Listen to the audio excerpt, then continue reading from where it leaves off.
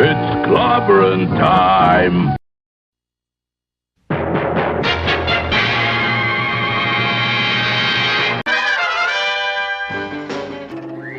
Atomic batteries to power. Turbines to speed. Roger. Ready to move out.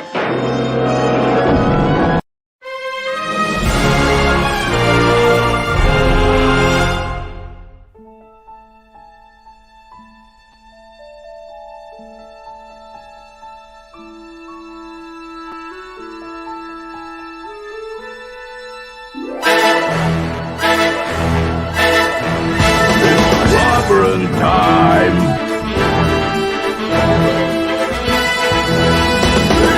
Clobberanimo!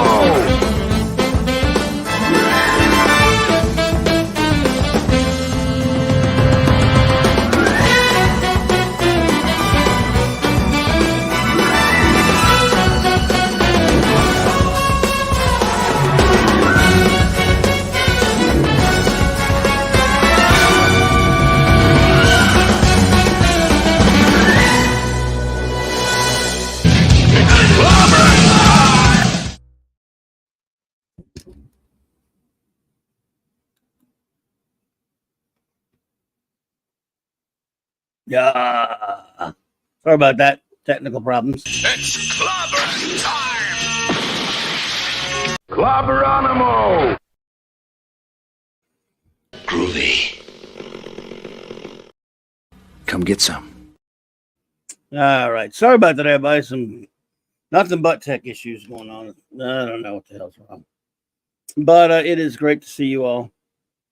And welcome to Clobberin Times, issue number 456 on YouTube. But number 1456 overall here on the in the almost 15 years that I've been doing this. And sorry, yes, I was a little distracted. I was having a thought of something last minute that I forgot to do. And that seems to happen to me a lot lately. Well, I say lately, it just seems to happen to me. Just leave it at that. Oh, but what are you going to do? I don't know. I don't know what I'm going to do. Except I'm just going to talk to you fantastic friends tonight.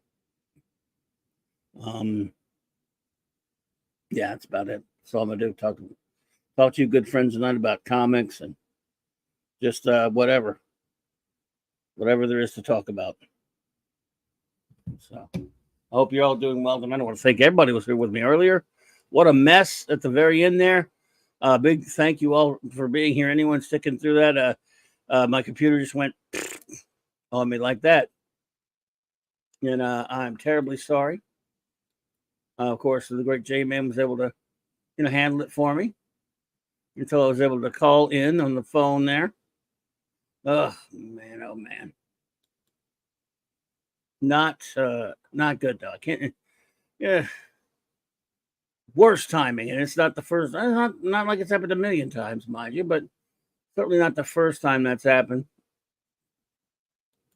Oh my goodness! But anyway, let me just get down. Let me just do it right. Let me do this right.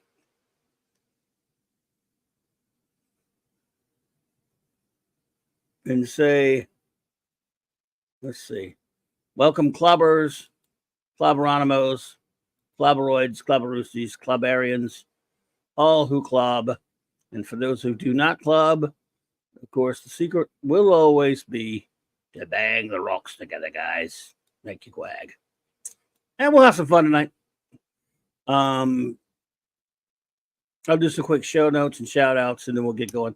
Again, sorry, everybody. Ugh, man, I hate that happened. It's annoying computer crap.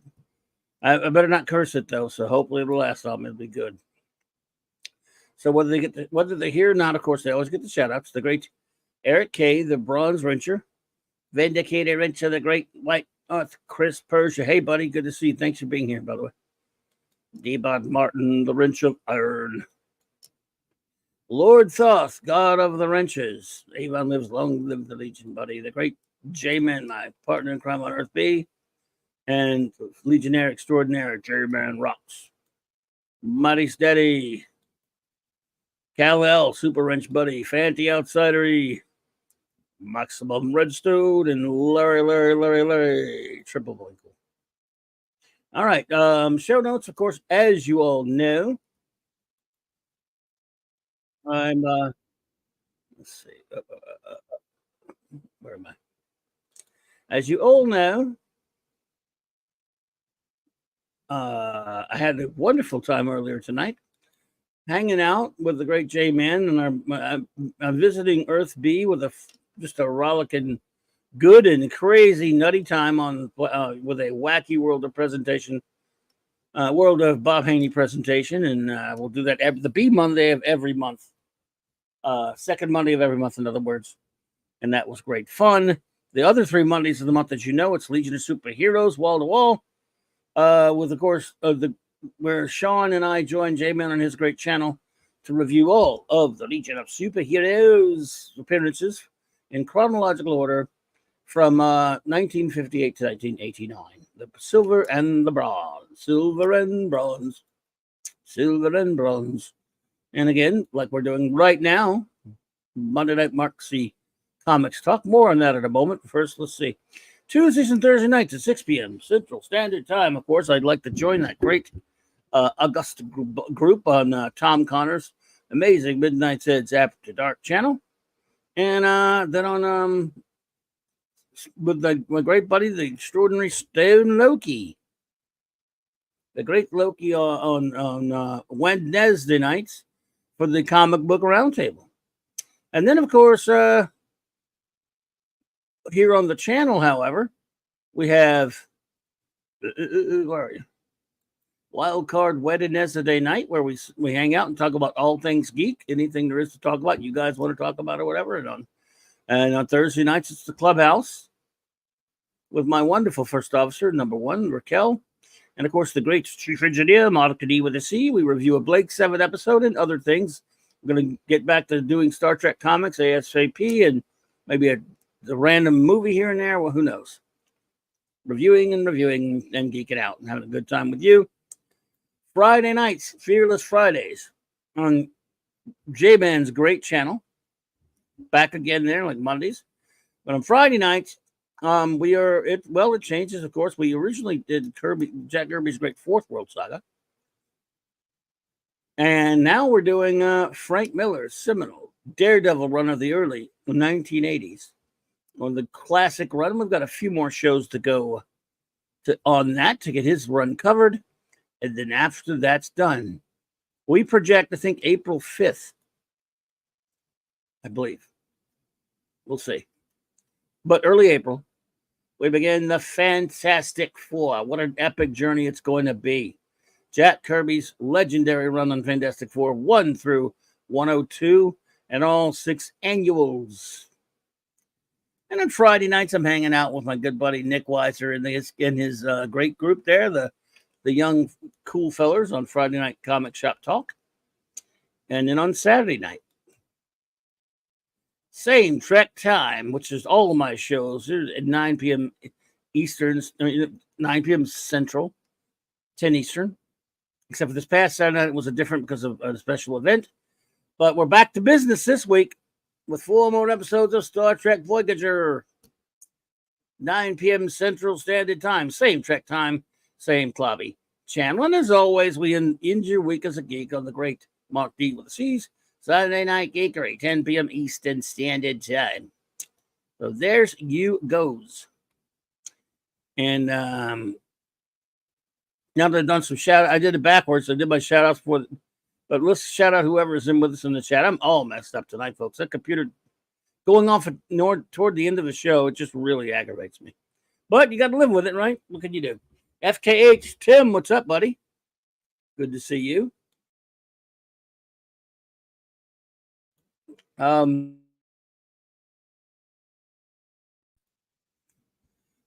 Penny. Hey, Penny. Hello again. Hello again, Tim. And hello again, Penny. DJ Play Nice. Hello there, buddy. Good to see you, my friend. And of course, the great Chris Persia's here. Gay Roberts. Hey there. Good to see you. Glad you checked in. Lori sure could not be reached for further comment. Hello again. Yes, could not be reached. The old computer was, my son helped me out with these, my tech support. And I was able to get that straight. Hopefully it'll last. It just does that sometimes. Hopefully it's nothing too serious. It's a pretty cheap computer. But I was able to call him with my phone and finish the other show, at least. That show, but it is a bit annoying. Hate to think how bad I sounded. But what's it going to do? StreamYards is driving me crazy lately.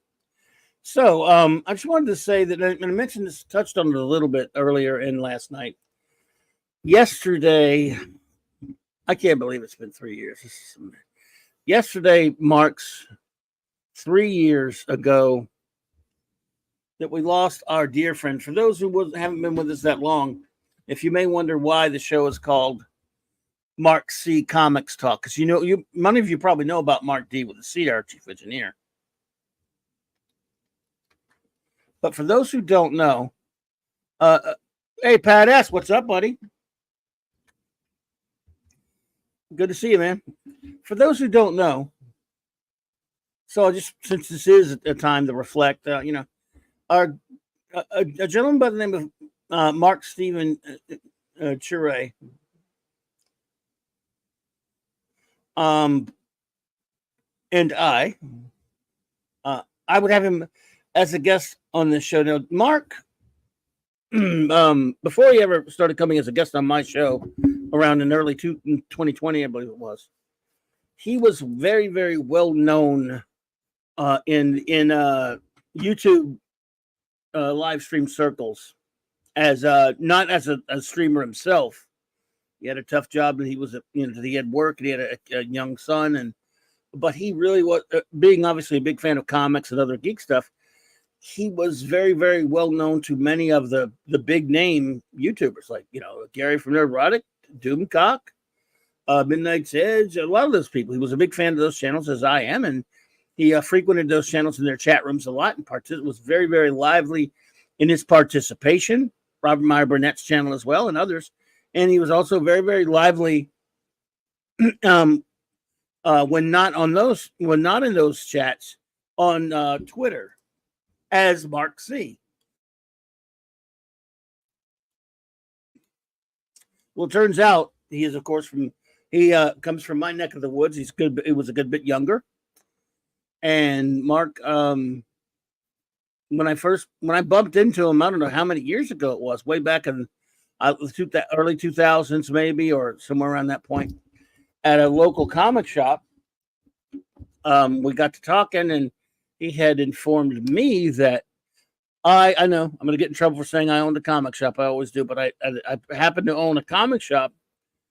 And in 1988, in that comic shop, he is a young whippersnapper, as he said. Used to, I don't know, I think his mom used to bring him. Oh, yes. I think he told me a story about how it was a very, very way too adult, in my opinion, Batman title. It was a 4-issue prestige format miniseries called Batman the Cult by Jim Starlin and Bernie Wrightson. And he was a comics fan at that point. Mark was. He was a young fellow. And, of course, I was an adult, young adult, but an adult nonetheless. And he was a lot younger. So I actually made him get his mother's permission to buy the comic. Naturally, of course, him being a very good comic artist in his own right and a comics fan, he bought that, and he bought comics all his life. And he liked to draw his own comics. He knew comics very well. He knew comic book art very well. He was a very talented artist himself. Always kind of wanted to draw his own comics. Did draw his own comics a little bit here and there, but I think he maybe wanted to do it professionally. So he told me that story. We became friendly when we ever see each other at the comic shops. Hey there, Jack's Momo. Speaking of Mark C, I'm telling him a little bit about my background with Mark, Jack's Momo, and how we met and stuff. Good to see you there, my dear. Love you. And I'm so, like I said, it's a sad time of reflection. And since this show is about honoring our good buddy Mark C, I thought some of our new people here who don't know, I'm kind of just going over the story that I go through, a lot, here. So though it's been a while since I've related it. And so anyway, became friendly. Thank you, Jack. Thank you. We became friendly over the years, and we both were big fans of Colin McCartney. Now, I can't draw flies, but he was an excellent artist. But we would talk about Colin McCartney nonetheless. And we have very different opinions on his favorite artist, John Byrne. And I like Byrne as well, but I have, differences with him, let's say it like that. And we would argue about John Byrne's Superman reboot of 1986. And we would kid each other and have a good time when we would see each other at the comic shop. We'd bump into each other. And I think at some point he knew I had my podcast. I've been doing this, like I said, next month will be 15 years. Only 4 years on YouTube, but I was on Blog Talk Radio for 11 years and 700 episodes over there. So he would, he'd say, well, I think I said at some point, yeah, you come on, we'll talk about it on my show. And he would always say, sure, we'll do it. And then we just, life's busy. You don't think about much. I said, well, yeah, anytime, man. And we bump into each other. We were talking to teased. We said, hey, when you going to have me on your show? I said, oh, well, anytime. And we just kind of said it and didn't do much about it for a while. But eventually we'd bump into each other and he'd tease me about it again. I said, okay. Well, so we would talk and it was always really cool. He's a great guy. He was a great guy, of course. And fun-loving dude and just loved to talk comics as I do. We both did. We may not agree on everything, but we surely shared that passion for talking about comics and other geek stuff. So Mark, finally, when I was moving to, I bumped into him at some point when around 2020, we bumped into each other. We would actually, before that, we would text each other every now and then on some stuff. And I remember I went into a Doomcock's chat room a couple different times and Gary's chat room. And Mark C in there would say some stuff to me like he knew me. And I was like, I thought it was a different friend of mine from New Orleans who happens to have the same initials. A friend of mine named Mark with a C behind it. For weeks, I thought that's who it was. I didn't realize it was Mark Steven Shure. Until finally I said something that he eventually, Mark Steven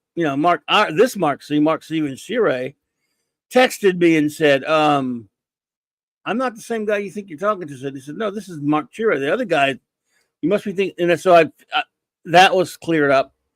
And we would talk to each other in the chats every now and then. Finally, we got together. When I moved to YouTube, one of the earliest shows I did was, of course, we talked about John Byrne's Superman.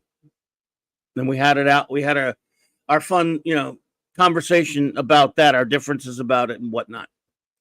And it was so much fun. We started doing, when obviously he was a busy man, he traveled a lot, but whenever he had the chance, he would come and hang out with me on my channel. We reviewed, Justice by Alex Ross and Jim Krieger. We reviewed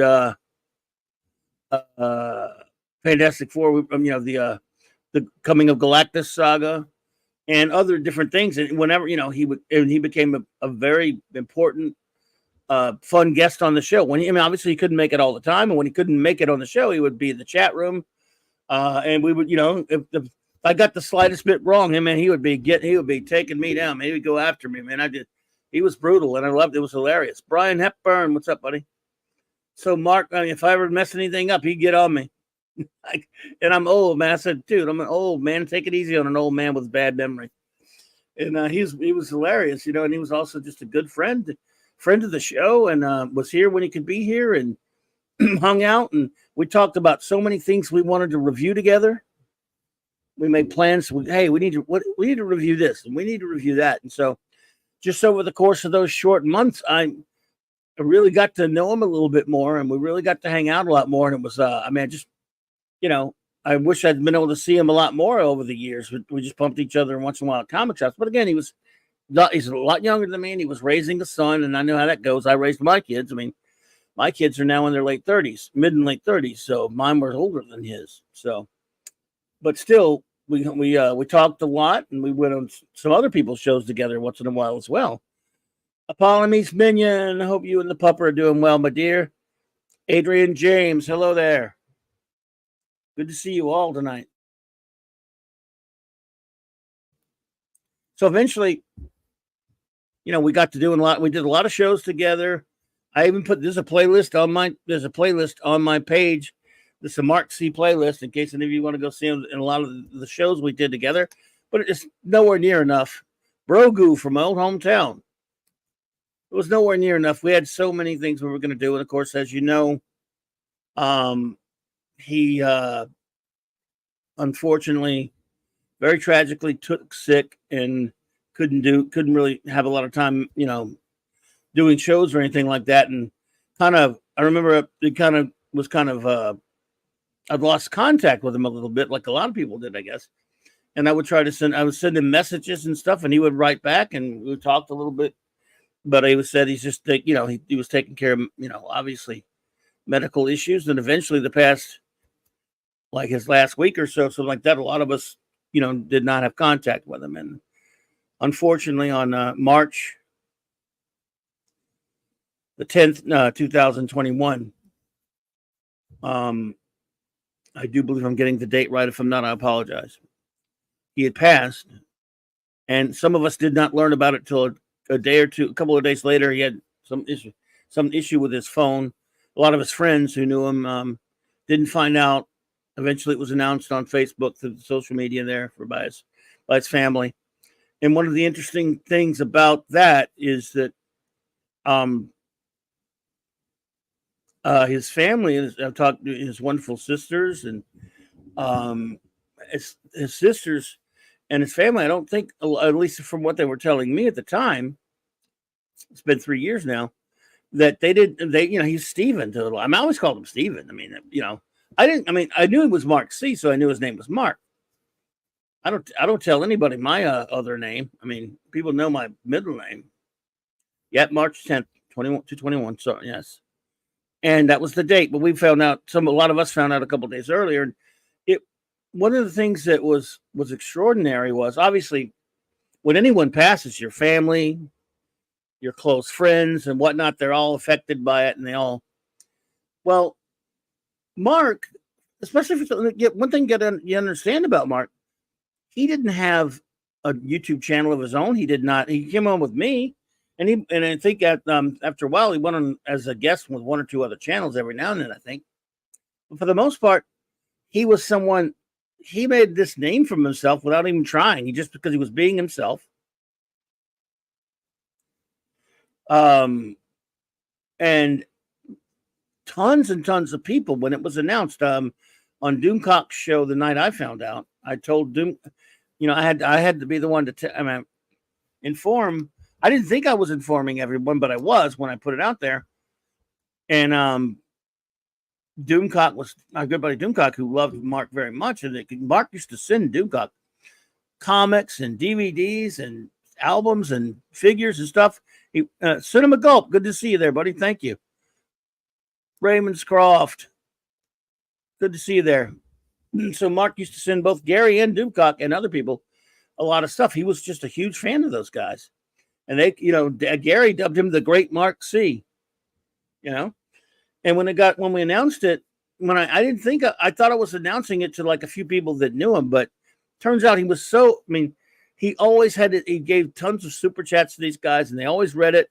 They always respected his opinion. Everybody, not just those guys on the YouTube channels themselves, but people in the chats got to know him. He was friendly with everyone. He had this amazing personality that, when you think about it, it's amazing because it's one thing for Gary, Doomcock, Tom, Ads, any of these guys, you're doing a channel. You're in front of a camera or you're behind a picture on a camera talking to people. He wasn't doing that except for when he would come on my channel. And at the time, I still have a nothing channel by compared to any of these big ones, but at the time I had very few listeners.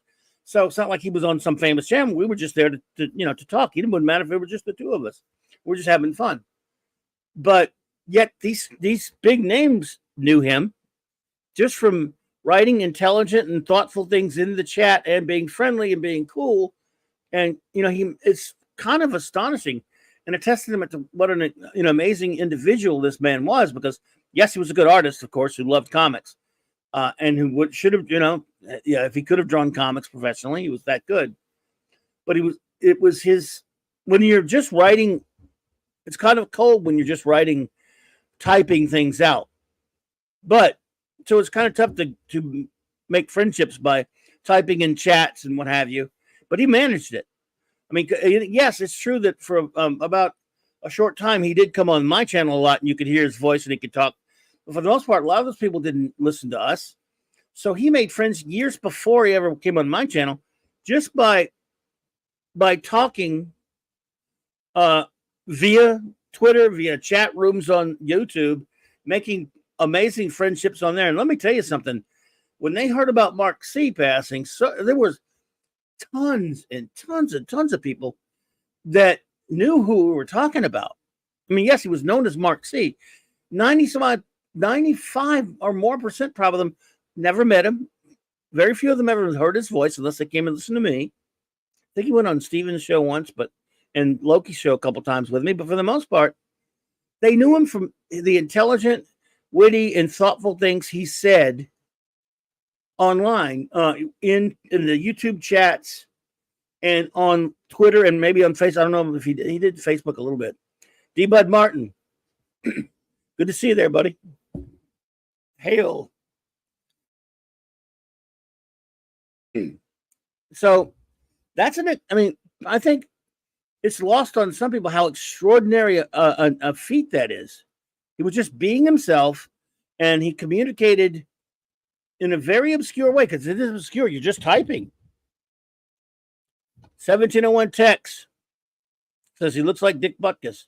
Well, he's a football guy like I am. Mark C was a football guy. He would have taken that as a compliment. So yeah, only meaner. No, he wasn't mean. He was on. Mark C was a sweetheart of a guy. The only person he was ever mean to was me, because he liked being mean to me. Now I love him. He was a great guy. But yeah, he was only mean to me, as far as I know. I mean, yeah. Claude Salling, hey there, good to see you. So I think that's a testament to what an extraordinary individual he was, because he was able to become very, very popular in a way that isn't easy to become popular. Again, like I said, not speaking for the camera, not speaking just in the podcast way either, just his ideas and his intelligence and his, things he would write to people, his communicative skills. So that's pretty amazing. And a lot of people know who Mark C. And I'll just tell one kind of interesting story about it. Was a few months later. I had my good friend Michael with Retroblasting was on one night, and we were doing a show called Ranking the Marvel Movies, and it was Monday night Mark C Comics Talk. And that we had Michael gets a big crowd. He gets, obviously he gets a bigger crowd than usual than I'll ever get. And he had a good, decent sized crowd in there. And some young lady that I've never seen since, I can't remember what her title was now. I know it was a lady. She said she was, and had a lady title. Anyway, we'll just say young lady came in, to the show, into the chat. We were just talking, doing our subject matter, and expressed outrage that how dare I guess I was, I don't know, misusing the name of her good friend Mark C. And good, I was how dare I use his name, this, that, and the other, whatever, And I had to stop. And some of my friends in the chat pointed out to the young lady, because she was upset. And again, this is a lady, and by the way, she only knew him, and she said so. She only knew him by exchanging, texts with him on our in other chats and on Twitter or whatever. And it's amazing. She thought I was like just using his name or something. And of course, my friends in the chat, Eric and some others. Yeah, and Pat S was nice to her. Like I said, he said we were all being nice to her.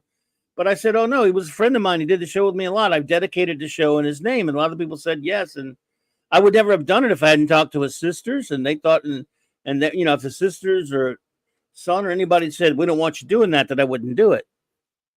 But they all said they were fine with it. And, this show, like I said, he did a lot of shows with me on here, and a lot of other nights too, but especially on Monday nights. And Monday night is my show about comics, and believe me, I'd rather have it not named after him and have him be here with me right now, arguing with me about something. That's what I would rather. I would rather that would be so much better to have him here than to have it named after him. But I just figured he loved comics. I loved comics. We had a lot of fun doing the show together. So I just named it after him in perpetuity. You know, it's nothing. It's not going to do him. I guess it does not do him any good, obviously. But you know, it keeps his name with us. Joe Dog, what's up? She was ready to clobber me. That lady was really mad. Yes, Fanty, she was. And I don't know. I can't remember her name now. But our good friends like Joe Dog and hey Joe Dog, I'm sorry, like Pat and I guess Fanty and Eric K and everyone was nice to her and explained the situation to her. Ravenscroft says 1701 Tex looks a bit like John C. Reilly in any event. R.I.P. to him. Condolences to Clobby and all of his friends. I've seen Tex. He doesn't look anything like John C. Reilly. Ravenscroft.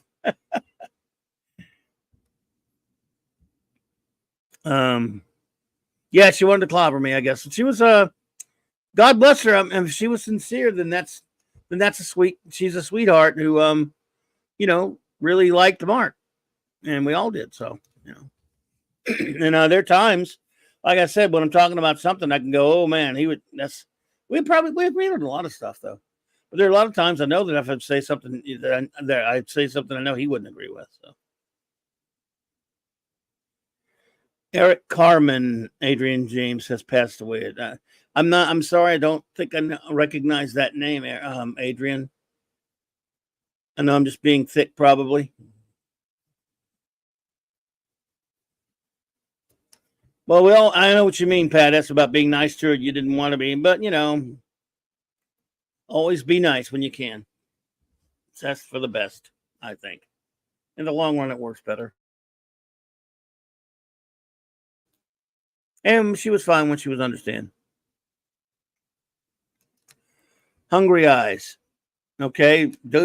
I'm still not, I guess I'm just a thicko. If it's music related, I don't know much of anything.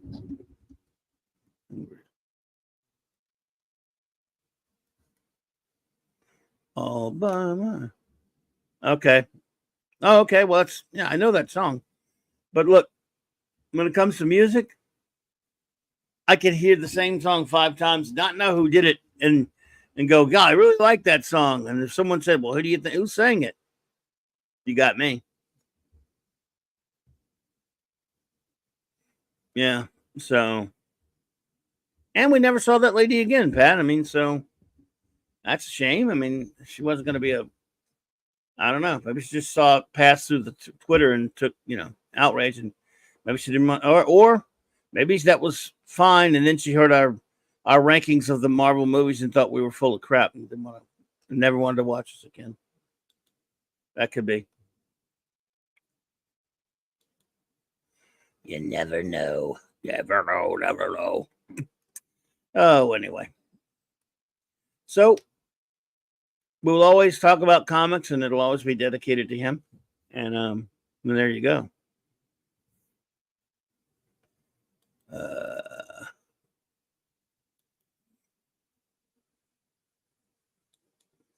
See here.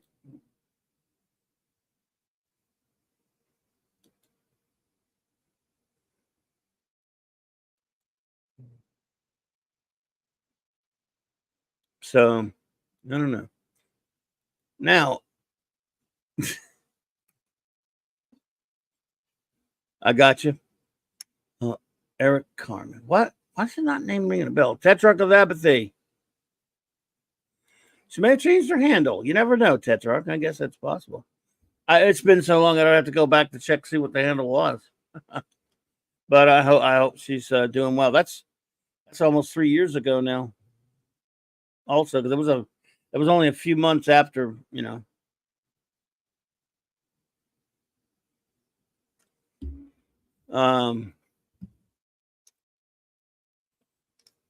So I hope you're all doing well tonight. Again, like I said, did have a great time with Eric. With J-Man on Earth B.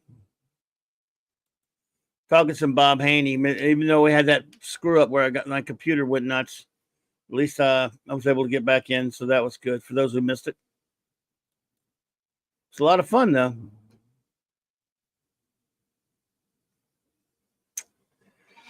And now we got to decide what to do about comics tonight, because it is comics talk. I wish Gwag was here. I have a question for him. When he pops in, I'm going to forget about it.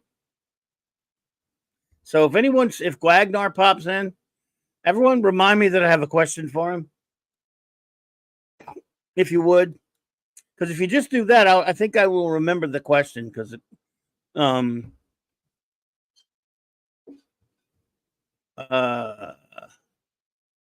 because J-Man and I were talking about that. So if Gwagnar pops in, someone please think, hey, Clobby, you dumbass, you have a question for Gwagnar. Thank you. As long as you word it exactly like that. Hey, Clobby, you dumbass, you have a question for Gwagnar. I won't respond to anything else. So just saying. I'm kidding. Yep. Well, Fanty, you're probably right. I should probably write it down, but I think now because I thought about that. See, I'll remember the question, because even my memory isn't that horrible. I do have, if it's anytime soon, if he pops in. However, you are correct. I should write it down in case he's not here tonight at all, right? And that would make sense. So let's see. Question 4, and it is comics related, so it's geek related.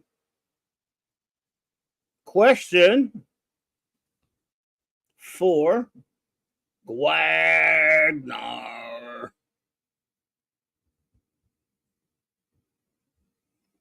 It's about, I'll tell you guys again. It's not like a secret. It's a question about, because I think he's from up the Great White North as well, about how he orders his magazines from tomorrows. In other words, does he have to pay ridiculous shipping on them as my buddy J-Man does? Because shipping up there, as you all probably know, is ridiculous. Shipping up to Canada from the States is freaking insane. I was talking to J-Man about that earlier. And to put it into perspective, if you were to order, because I know, Gwag gets all the same books I do from tomorrows. If you were to order, for example, one issue of Back Issue magazine, I have every issue of it. I think Gwag does too, he's told me.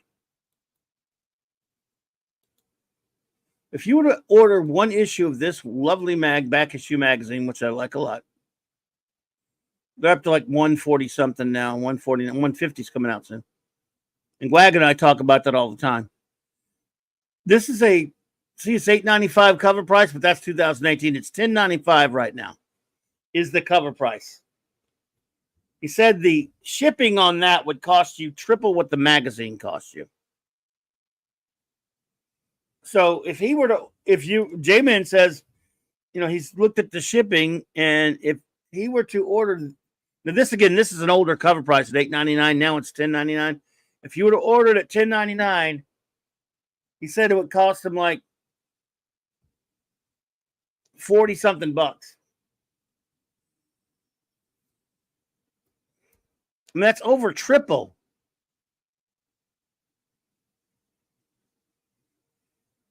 Now, obviously, they don't live in the same exact part of Canada.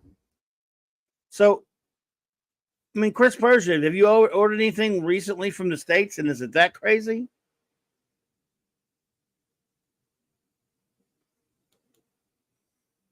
Oh, I look like Dick Butkus? Oh. He said I look like Dick Butkus, not Mark, everybody. Okay. There's a time lag. Not a time travel. There's a time lag there. I mean, it's insane, though. I've sent a few things to number one, and it's crazy, man.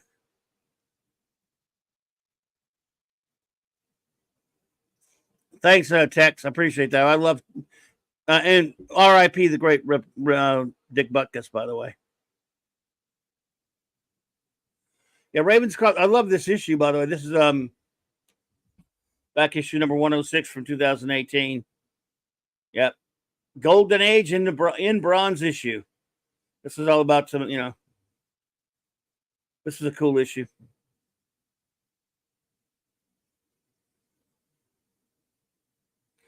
I don't want to. I love that comic, but I don't want to show Jerry Conway's dumb face. There we go.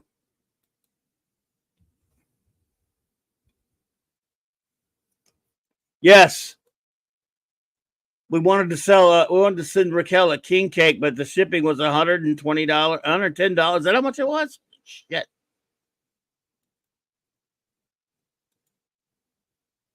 The only recent purchases were indie campaigns. Nothing was triple the price, and I live just west of Jamin. Okay.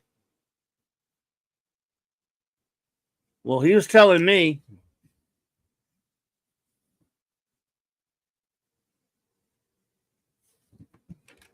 He would love to order from tomorrow's, but the shipping's just asinine. Yeah, I love that All-Star run. Yeah, it was great. Absolutely.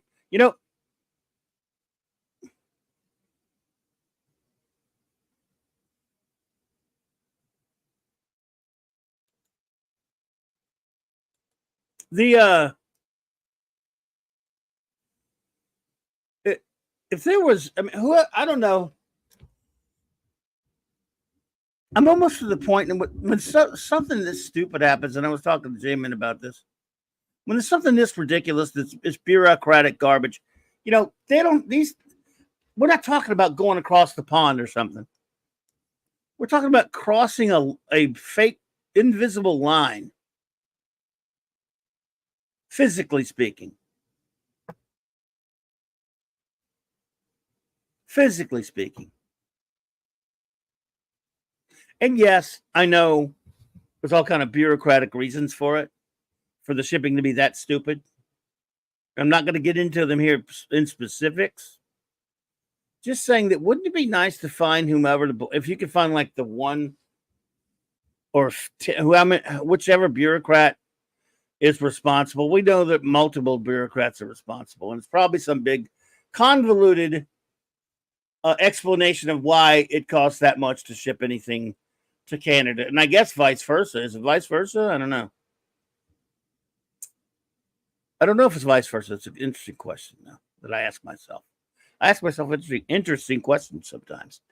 But wouldn't it be nice to, if life were simple enough to where you can have one person to blame, and then when you get, say you pass beyond the golden pearly gates, and God says, "Yeah, you can come hang with us in Hammond, or there's heaven." In Hammond, though, it's not heaven. Hey, Zachariah, but here in Hammond, you can have one dream.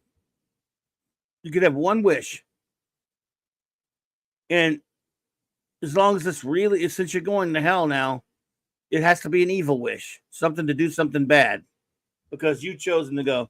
You go, okay, it's my last bit of fun until I go to HE double hockey sticks, right? Yes. Okay, I want you to personify in one being, one person, the shithead who makes it triple price to ship anything from the United States to Canada. I want that person. I want them in a room for 5 minutes. Sure. What else? Do you want anything there, like a chainsaw or a gun? Or no. Just give me a sharpened pencil. I'll take care of it. If y'all saw Clobberin, you'd all think Dick Butkus, only a lot meaner. Wow. Oh, thanks. I'm mean now. I'm mean. You know what I mean? He's mean. Believe me, Dick Butkus is way better looking. Good to see that. So here you go. You go up to the pearly gates. They've decided. In fact, in my scenario, I'm going to alter it. They said they're sending you to HE double hockey sticks, but they said we're not cruel. We'll give you 1 hour of some enjoyment before you have to go to the eternity of into the Hades. I'd almost pick that. I'd almost say, okay, I want that sumbitch, that whatever that shithead is that makes it that expensive to ship something to Canada. I want an hour with them and a pencil. That's it. And that would be satisfying. I mean, I want you to amalgamate, take all the idiot bureaucrats that make really stupid things happen, put them into one being, and put me in a room with them for 5 minutes. Chris says, Clobby, it has to be on this side. I sent Loki and Eris a package.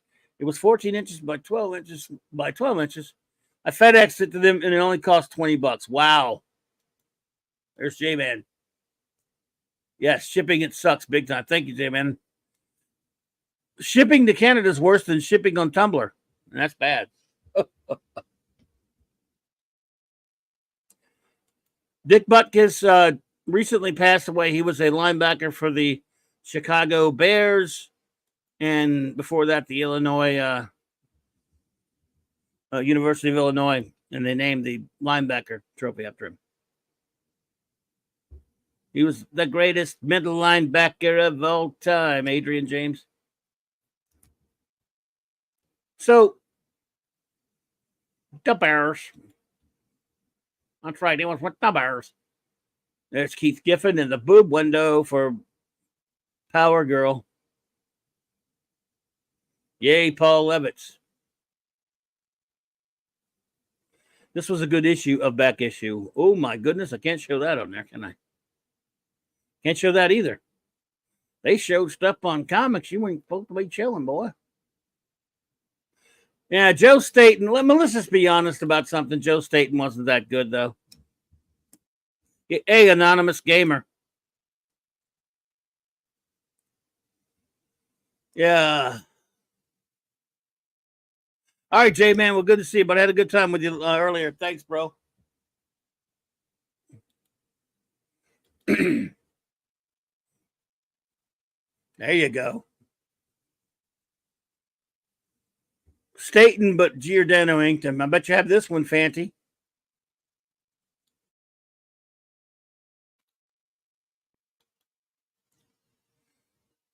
Fanty, do you have this issue? I think in Canada they have shipping zones, so they had a fee for each zone, which is a fee for each zone, which is how they pile up the fees. The fees. I sent number one a patch that you for clothes that you put on a that you sew on a sew on patch of shadow for UFO.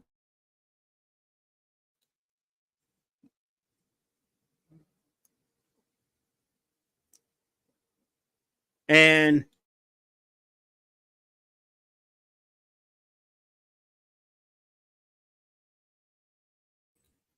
sorry, folks. Coughing fit. Don't even know why. And you don't want to know what that cost. Don't tell her. It was hot. It was up there. Tex says, what is Clobby's favorite comic from 1984, 40 years ago? From 1984? It was probably a Legion comic.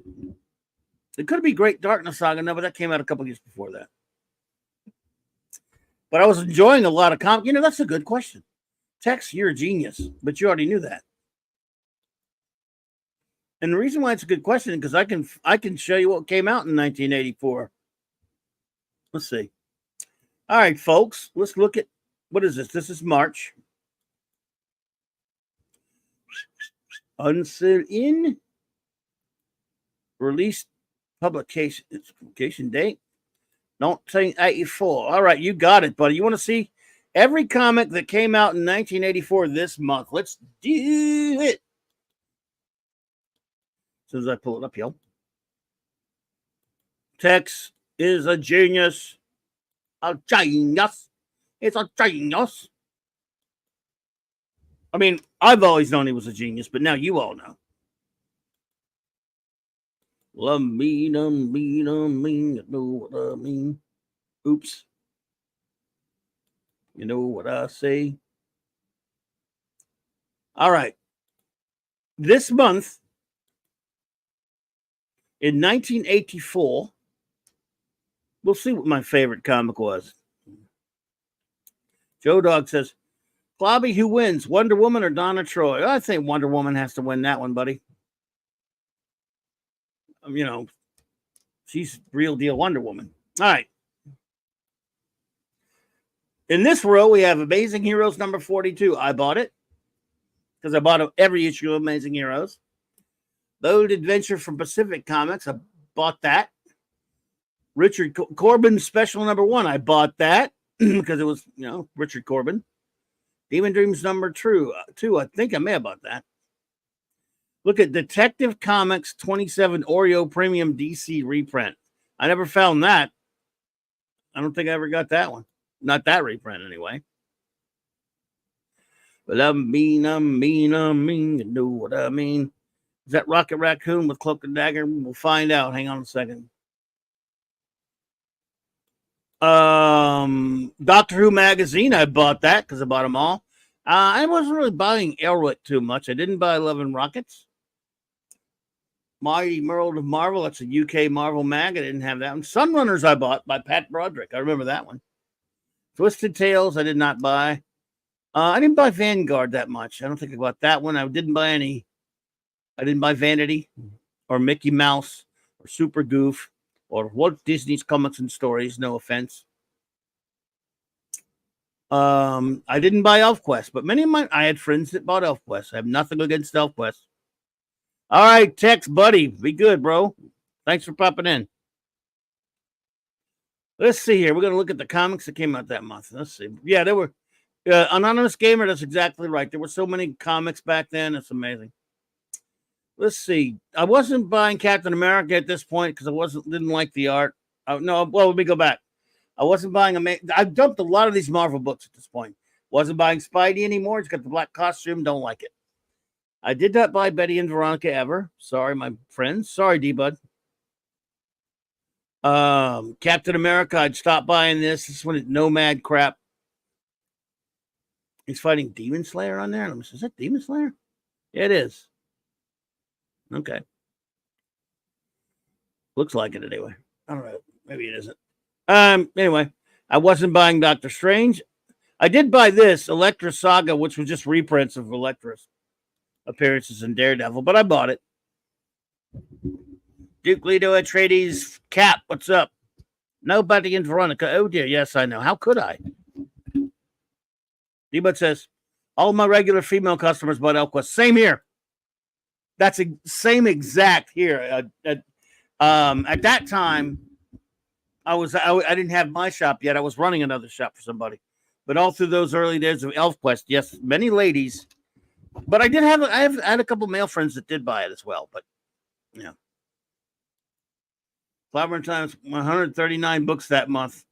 I bought 38 of them. No.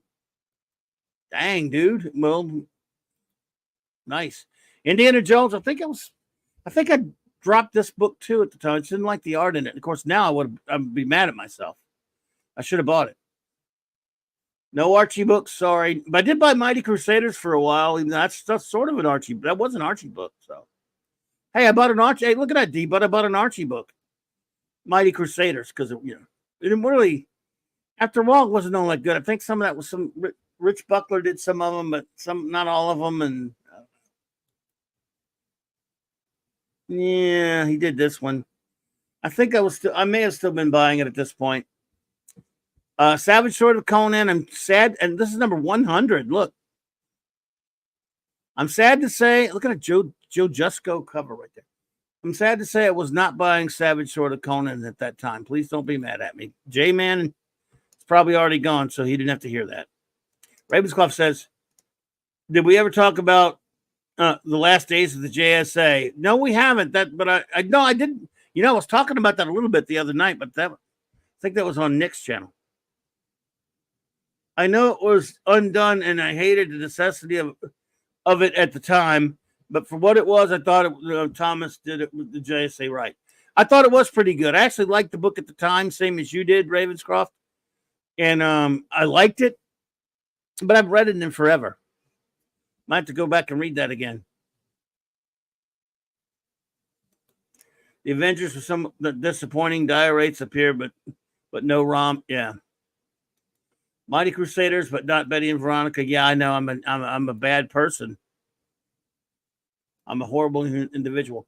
I wasn't buying. Oh no, I was buying. This was Simonson Thor. I think I was still getting that. If I'm not mistaken. Now I wasn't buying US 1. Sue me. Who was buying US 1? Come on. Nobody, because it was about to get canceled. Star Wars Return of the Jedi UK mag. Atari Force. You know, I bought like the first Atari Force, but I just couldn't get into it that much. Sir McGulp says, probably how much, if any, did you get into Dark Horse? A little. A little. I bought sparingly a few books, a few Dark Horse books, some of the Star Wars ones. I'd have to look back to see which ones they were, but I bought them here and there. I bought some of them for sure. Sir McGulp. I bought their crossover books, like their Batman Predator and stuff like that, but that's cheating, I know. So Atari Force, I got to say, I didn't buy it much, but Garcia Lopez did nice art for it.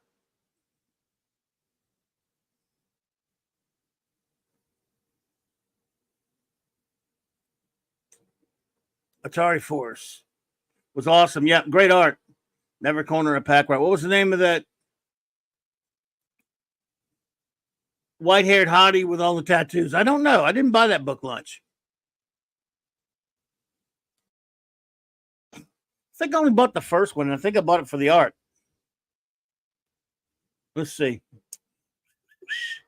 Okay, I didn't buy the Funny Stuff Digest or Beyond the Grave. I was buying DC Comics Presents sometimes. With the Metal Men, chances are I bought it. I was buying Fury of Firestorm regularly. I'd already dumped Justice League because this was, I don't know, the team and the art was terrible. I think this was close to around the time I stopped buying Vigilante, but then later bought the Alan Moore issues. Wasn't buying any Charlton books. Wasn't buying Wonder Woman at the time. This is one's for you, Captain Finity. The American Flag, number 10. Howard Victor Chaikin. I know you bought that one, dude. American Flag. Big seller, too. At the comic shops, for sure. It was very popular. Very, very popular was this comic. All right. Archie and Pals, no, I wasn't buying Avengers anymore. I dumped it because I don't like any of what Marvel looked at that point. Aztec Ace, I did buy it for the crazy art. I think that was Tom Yates or something. Or Dan Day cover. Michael Hernandez. No, Yates didn't do that yet. But I think I did buy Aztec Ace for a bit. I went for the more interesting kind of art. There you go. Flag, the classic run, 1 through 12. Yep. I did buy the American Flag issues. Duke, I bought the American Flag issues that had the Alan Moore backups in them.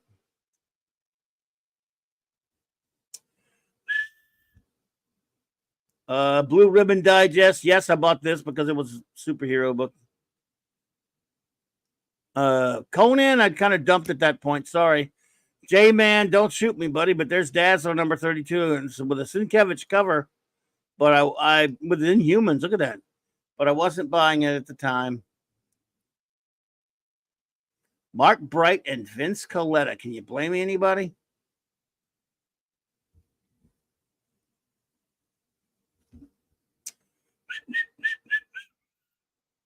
Dreadstar. Yeah, I love Dreadstar. This was a good book for a while. Jim Starlin was in its peak, I think, doing pretty amazing stuff at this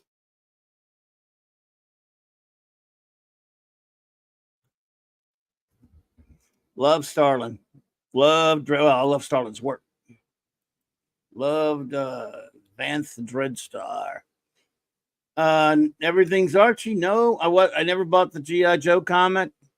I'd already dumped Hulk at this point, but look, Hulk's got Rom in it. Look at this weird Bill Sienkiewicz cover. I always wondered about this cover. Like, man, what is Rom doing here? Sienkiewicz was making bucks on covers, though. Can't blame him for that, I guess, right? What are you going to do?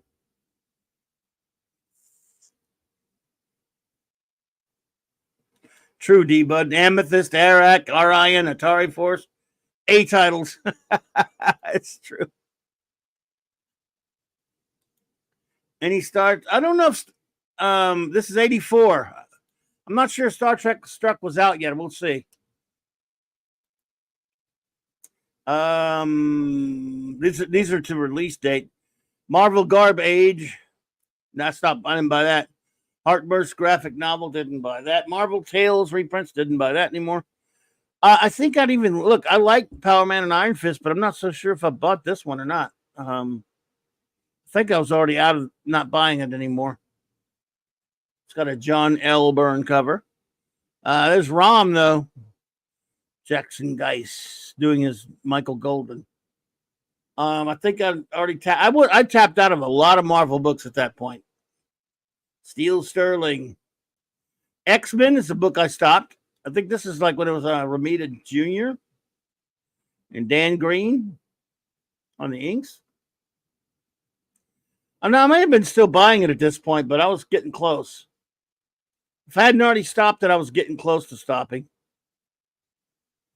Now, here's a book I did buy. Zot. This was a good book. Weird book, but a fun book.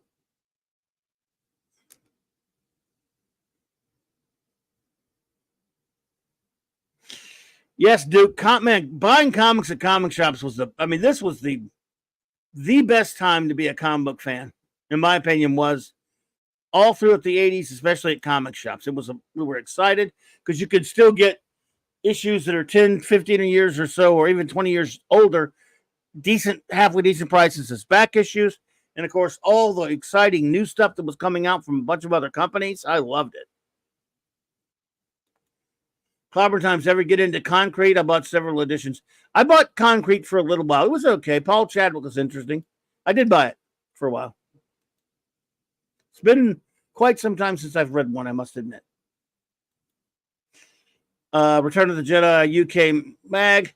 Man, I loved Amazing Heroes. Did I ever mention I have every single freaking issue of Amazing Heroes up to like 200 or something? This is number 43. I bought them all. I even bought Eric, Son of Thunder for the first few issues, but I was already off of it by then. I'd actually even stopped buying Batman at this point. Let's see, Batman was... I guess I was getting tired of these weird Ann Heddigan covers, and I don't know. I like Don Newton originally, but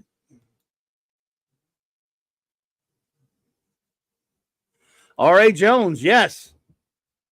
Amazing Heroes and Comics Journal. I never missed either one of them. I bought all the Comics Journal back then, too.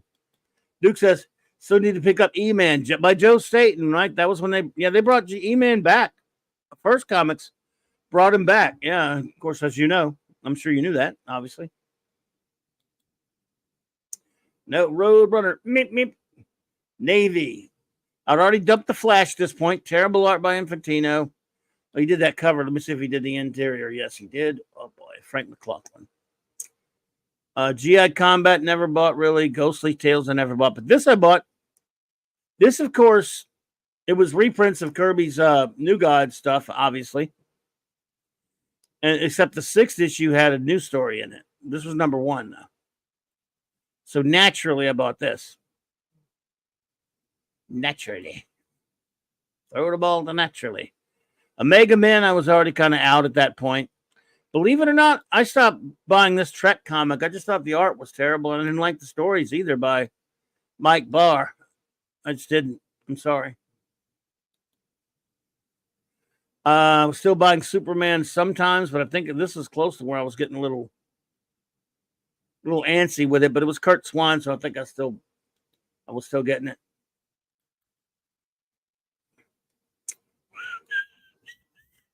Let's see. New Teen Titans I was still getting, but no Tweety and Sylvester or Chippendale or Huey, Dewey, Louie. I'm sorry. You know, I actually bought this for a while. It was weird. Alien Legion. Not just because it had the word Legion in the title either. But it was, oh, there you go. Duke did too, apparently. Yeah. I kind of like this book. Yeah. Ravenscroft says, did you know Dean Mulaney and Cat Ironwood at all? Big names in the 80s. Honestly, read much of Eclipse. Honestly, never read. I didn't know Dean, but I met Cat Ironwood one time, and I wanted to. Let me be nice. I was having a conversation with Cat Ironwood at in fact, Minimus and I were both talking to her, I guess, at Dallas Fantasy Fair 1985, and we were, it was pleasant enough. I liked Eclipse comics and stuff. I was asking her some stuff about Alan Moore, and they were going to be reprinting Miracle Man, different stuff, whatever. I think that's what I was asking. I don't know what I was asking her, but I was talking to her, and I said, well, I said something like, oh, that's cool, thanks. And we said, well, we got to go hurry up so we can go see the Gil Kane panel. We were excited to see Gil Kane. And she said, oh, he's all right if you like nasal shots. Now, I was like, I gave her a look. I mean, man, you don't insult Gil Kane, but I didn't. First of all, even though I was normal human size back then, like 40,000 people smaller than I am today, I mean, I was 21 years old. You don't insult Gil Kane, but I behaved myself. We walked away, but I was just sort of I said, nasal shots. You want nasal shots? You're going to get a nasal shot, Alice. Right to the moon. Bang, zoom. So I didn't do it. Don't trash the great Eli Katz. Gil Kane. The great one of the greatest of them all. So we never forgot that about her. And I never forgot that she was always a pain in the ass in Comics Journal, too.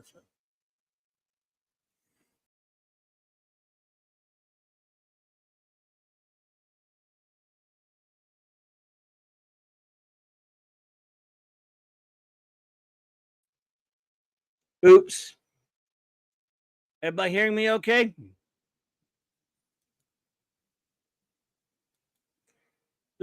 I don't know if that was a computer glitch or I hit the wrong button. I think I hit the wrong button.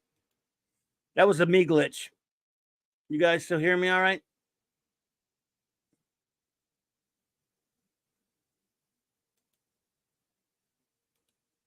Thank you, buddy. Frickin' dang it. Pissed me off. Okay, so there was thank you all. Appreciate you. Thank you, D-Bud, and thank you, Ravens. Yes, they were very political, those two jerks. Dean Mulaney was a whole. Alpha Flight, number 11. This I kind of, I don't know about any of you. I never got into Alpha Flight. I bought it because it was a thing to buy and everyone was all over it, and I never got into it. Did anyone else get into Alpha Flight? Am I the only one? What about you guys? Anybody else like Alpha Flight? I just never could handle it. I never was big on it. Archie Digest. Didn't buy Coyote. Not the biggest Steve Leola fan. New Defenders. Didn't care much for that title, but that's a good cover.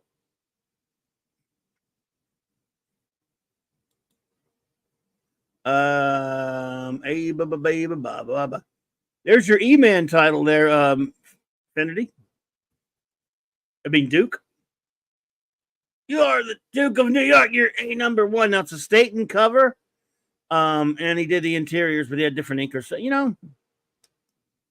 I had nothing against E-Man. I think I bought it a little bit.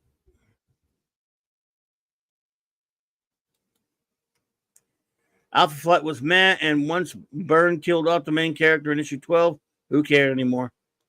Good point, D-Bud. I never could get into Alpha Flight. E-Man was a fun book, though. I don't know if I didn't buy many of them, but I bought some. This is like E-Man number 16. Evangeline, I never bought. Now, I was already off of Fantastic Four at this point. She-Hulk in there? Screw that noise. Now, here, this was good, though.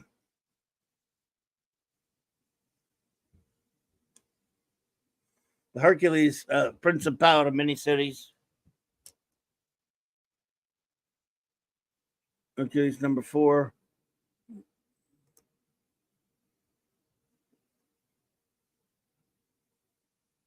It was pretty good stuff. Mark D and I reviewed the first miniseries. Mark D with a C and I interviewed it. Reviewed it. Keely Chow, what's going on with you, buddy? Roll Tide. We're looking at comic books because it's comics night and I got nothing else to do. And look, from 40 years ago this month, though. 40. Is it right? Is that 40? Holy shit. Wasn't buying Iron Man anymore. This is a book I bought. Did anybody else buy Mage? By Matt Wagner? Only number 2 here. This comic took forever and a day to come out. But it was a good comic. By Kamiko? No? Yes? Anybody? Wonder if anybody else bought Mage. Because I like this book. There were only like 15 issues, but they took 20,000 years to come out. Well, the website is called Mike's Amazing World. Mike tragically passed away a few months ago. Unfortunately, the man who put out this amazing website. But you go to the newsstand portion if you want to do what I'm doing right here. Yes.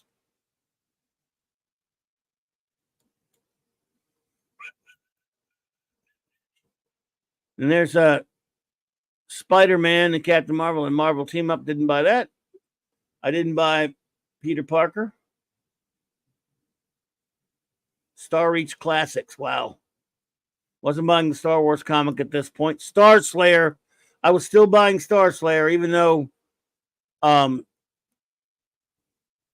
Grell wasn't doing it anymore. Timothy Truman was pretty good. Ostrander and Truman. And it's got Grimjack. I love their Grimjack. Oh, yes. I'll put a link. Hang on a second. I will put a link to this site in the chat. I should have done that before. My bad. This is a link to Mike's Amazing World right in the chat coming in right now. Go bookmark it for you. It's great research and just fun looking at it. I mean, it brings hours of enjoyment. And Mike, who put that together, is an awesome Mike. Way better Mike than me. So this What If, Return of the Jedi UK, Batman and the Inside Outsiders. Cerebus. I think I'd stop buying Cerebus at this point and was just buying the phone books. But Minimus bought every issue of Cerebus. Every damn issue. So there you go. Well, Joe Dog loved Batman and the Outsiders. There you go. Gotcha. So let's see here. Green Lantern. I think I'd stopped at that point, but this issue has a great Gil Kane cover, so I think I probably bought it. I'm not sure if it was a State and Inside or not. Then we got Infinity Inc. I bought this for a while. I was buying it at this point. This was actually a fairly decent book at first, I thought. It wasn't the greatest or anything, but I actually kind of liked Infinity Inc. for a while. First 10 or 11 issues maybe, and then they wrapped up that storyline. Not so much after that. Journey, I never bought, but I know other people that did. No Talent Showcase. I didn't buy it too much, but I did look at it once in a while. Now, this, of course, right in the early days of Alan Moore's brilliant Swamp Thing run. Very early on in the run right here. Alan Moore changing comics right there. Was so good, man. This issue was so good too. Good Lord. And one day I will be going back like I often like doing with a lot of series and revisit Alan Moore's Swamp Thing run. No question about it. Let's see. Sergeant Rock. Never bought Sergeant Rock much, once in a while, but wasn't buying the Supergirl comic, Carmen Infantino. I was actually buying this for some reason, Thriller by Trevor Von Eden, Robert Lauren Fleming. Anybody else buy any of these obscure series like this? This is the kind of thing I was buying. I was young. I was a young adult trying new things. Ravenscroft, I can't blame you. A lot of people loved All-Star Squadron for the same reason. Warlord, I'd stopped at this point. Grell was long gone. Archie Comics Digest. And Betty, Veronica, and Betty, me, I'm sorry, I did not get those. I bet D-Bud got them. Maybe he didn't. No. Conan the King, I wasn't buying. Daredevil, I'd already kind of dropped at this point. I've dropped so many Marvel comics. John Sable, though. I was still loving John Sable. It was still good. This was still early enough. Mike Grell's great comic of the 80s. Ravenscroft says, have you ever reviewed more Swampy Run? Issue by issue. Would like to see that. It's coming. I mean, it might be a while. Hey, Mars Monkey Max, good to see you. Ravenscroft, I plan to do it one of these days soon.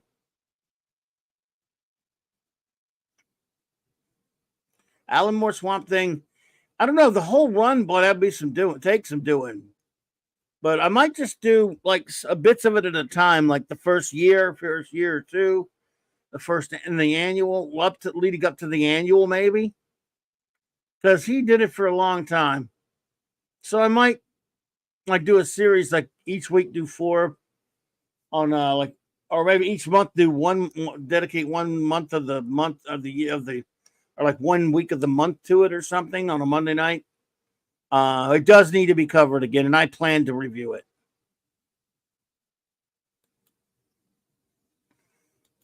Yeah, Dave Mazzucchelli was excellent. I agree with you on that, Joe Dog. Especially on Born Again. Mars Monkey Max says, I just came back from the ACN conference over the weekend. Okay. Dallas. Okay. I don't know what that is exactly, but has there ever been a sharper drop in quality than Ann Nocenti after Frank Miller? Lord, I don't know. I never could get into the Ann Nocenti stuff, but some people do like it, Ravenscroft. I just, and I don't think she took over exactly after Miller, but yeah, it wasn't for me. I mean, a lot of people like it. I just can't really. I got to be honest with you. I can't get all that into it. But Sable, did anyone here read John Sable? Mike Grell's John Sable? Oh, my God.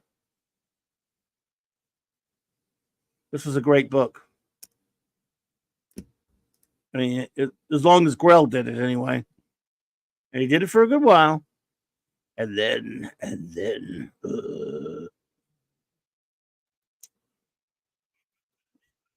So Laugh, I didn't buy. Mars, I didn't buy. Secret Wars. Wow, no, I didn't buy it. There you go, folks. Marvel's Secret Wars. Marvel Superheroes, Secret Wars #3. Oh, man. I couldn't stand that Mike Zeck art. Just me.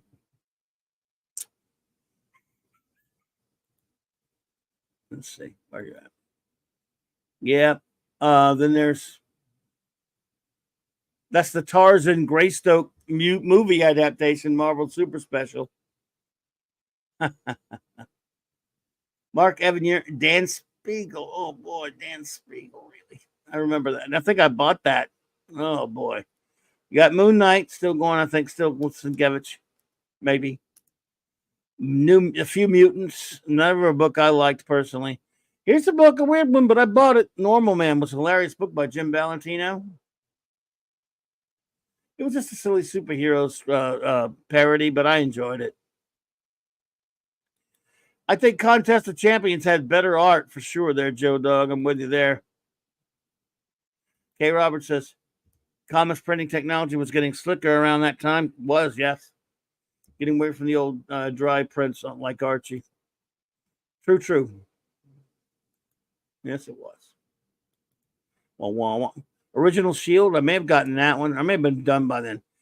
You want to be shocked? This Thing comic was getting on. I was getting really aggravated with it. I about dropped it eventually.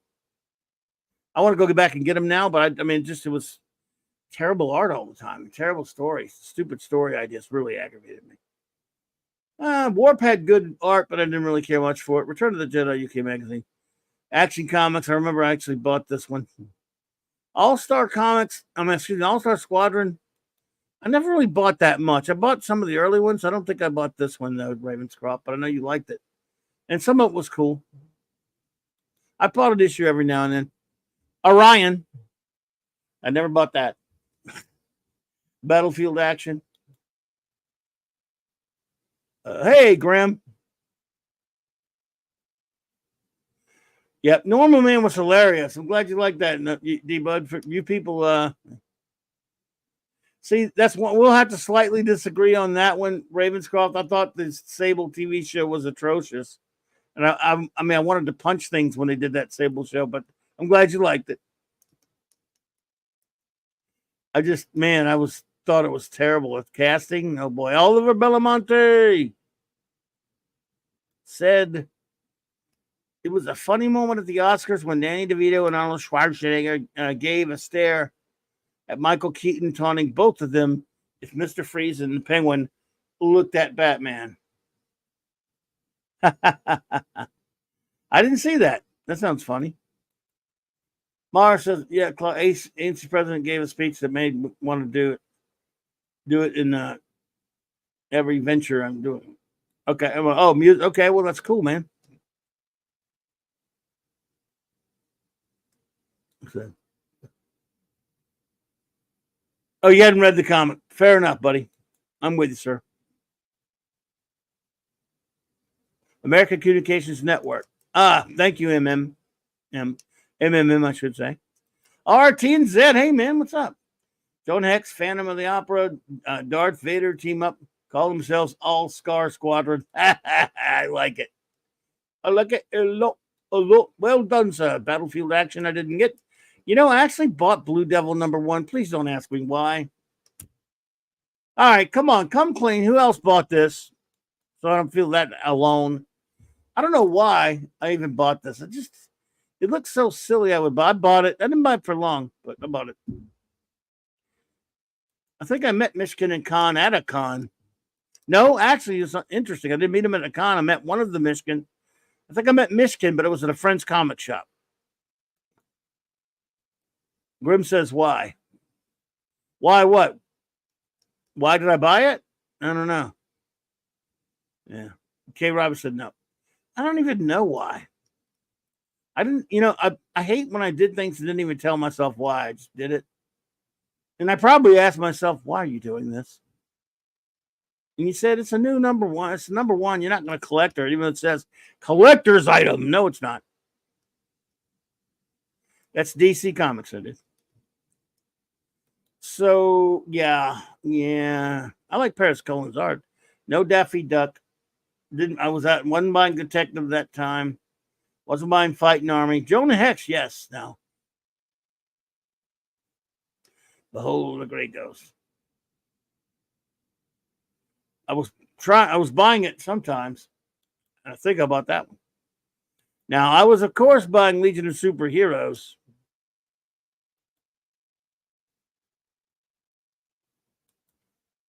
Blue Devil is better than anything.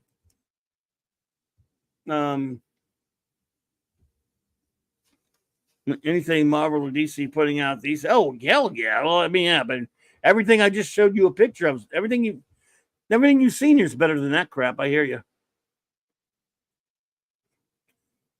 No problem, MMM. And then there was Looney Tunes, Myth Adventures. I got a friend of mine that liked this one. Phil Folio drew that. New Adventures of Superboy. I don't think I was buying that at that point. Mickey Mouse. Super Goof. I wasn't even buying World's Finest. We're getting toward the end of that. Grendel I didn't buy either. But I was buying a lot of comics. So let me go back here and count how many comics I bought that month. Or some weren't comics, some were mags like Amazing Heroes. But you know what I mean. 1, 2, 3, 4, 5,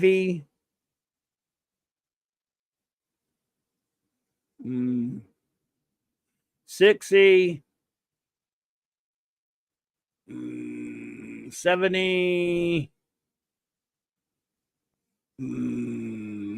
80, 90, I think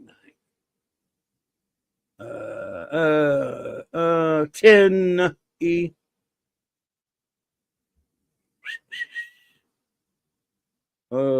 11, 12, 13, 14, 15, 16, 17, 18, 19, 20, 20, that is 20, 21, 22, 23, 24, 25, 26,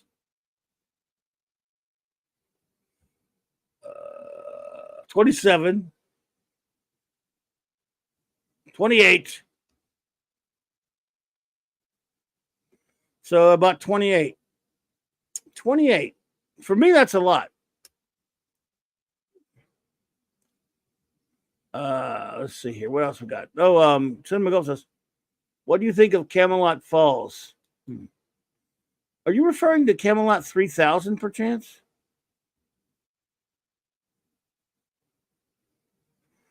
The website I'm on, MMM, it's called Mike's Amazing World.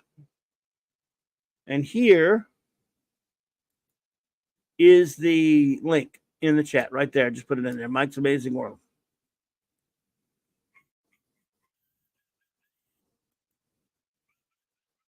And it is amazing.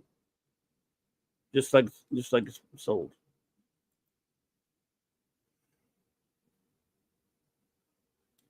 How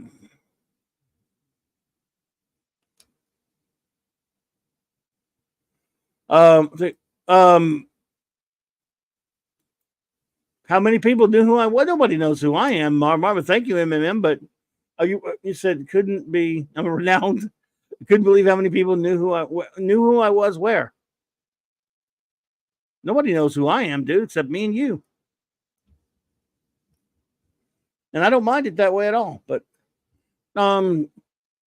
let's see. Cinema Gulp, are you referring to Camelot 3000 by chance?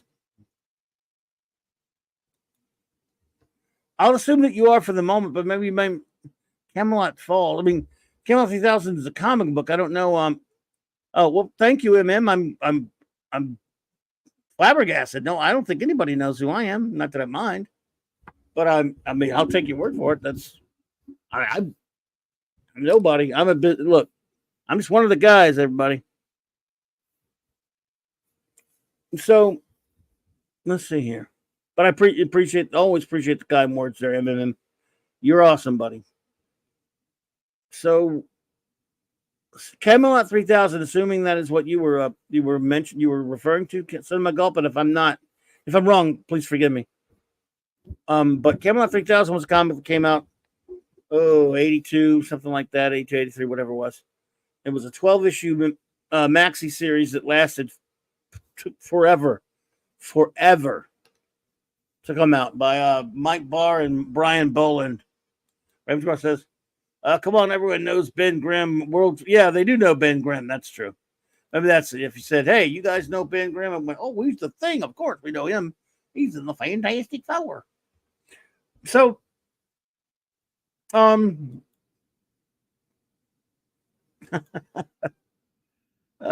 anyway, Camelot 3000 was a story of the year 3000, the year 3000. The people of Camelot were reincarnating, and King Arthur reincarnates in science fiction story. Surprised no one ever tried to do a movie of that. I mean, it was kind of, the art was extraordinary by Brian Boland, of course. It was amazing. And first few issues, we all enjoyed it. It was pretty interesting. And then, I mean, then they came out, relatively on time at first, right?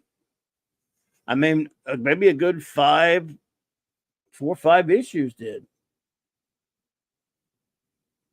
6 issues, maybe 6, 7. And then, oh boy. I mean, I don't know if maybe Mike Barr, a lot of that's Brian Boland. He was slow.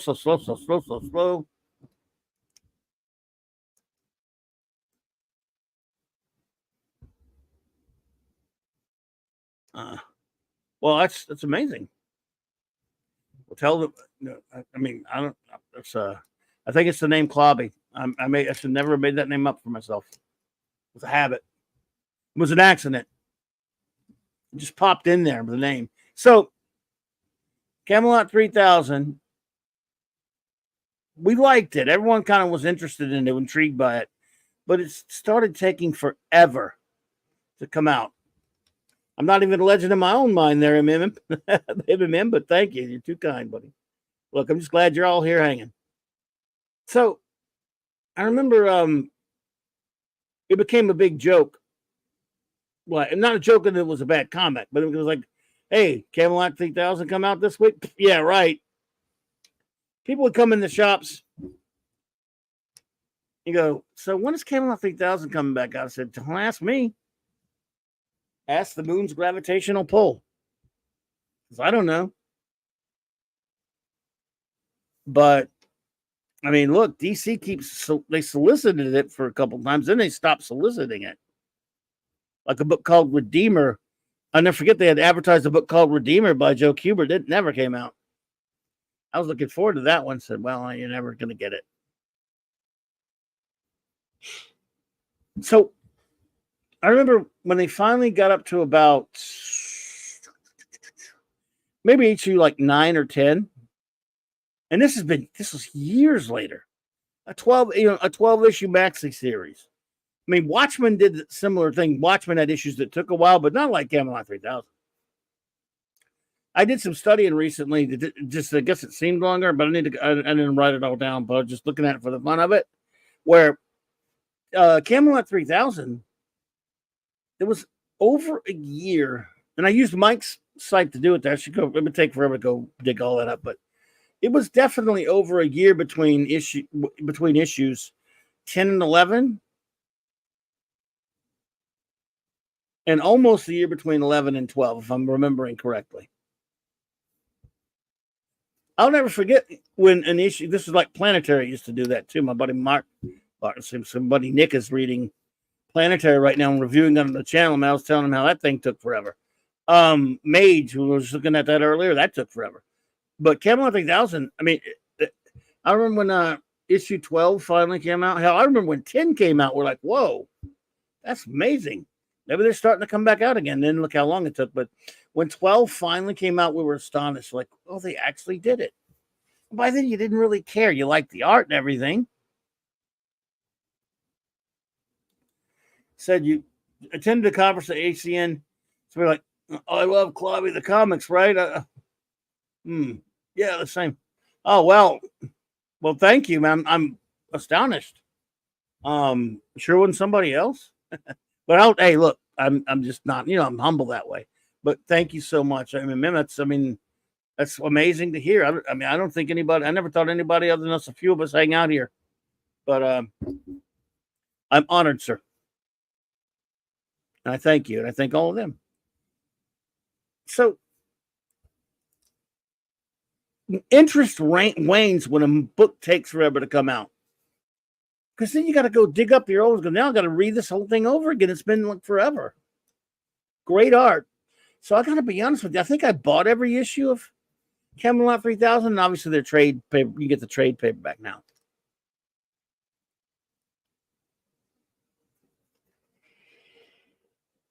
Okay, Roberts. That's not so much that they were, but I guess Brian Boland was just really slow, and the book wasn't like the most gigantic seller. It was a direct sales comic book on very slick paper.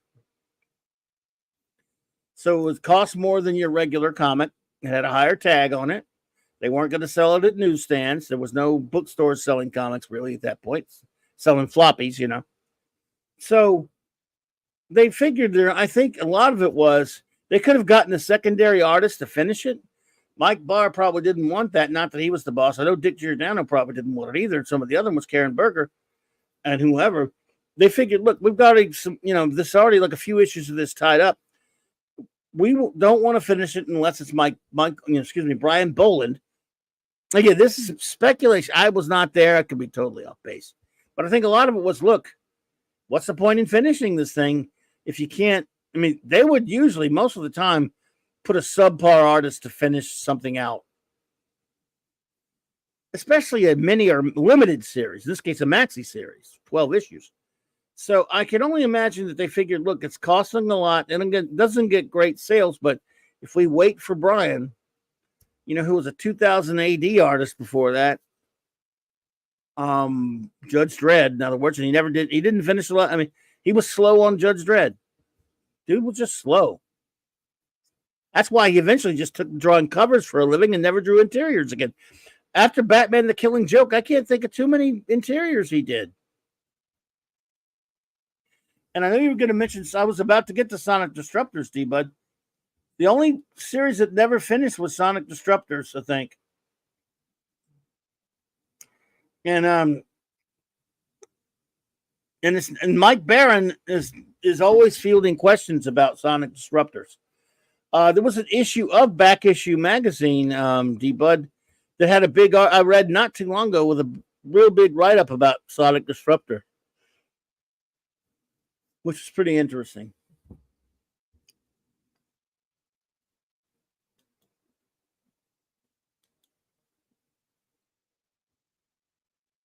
But, there you go. I mean,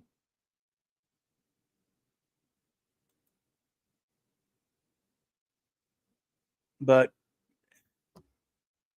I'm, even though I lost interest in the series because I don't really like the story all that much personally, it's kind of cool that they let, that they stuck with Brian Boland.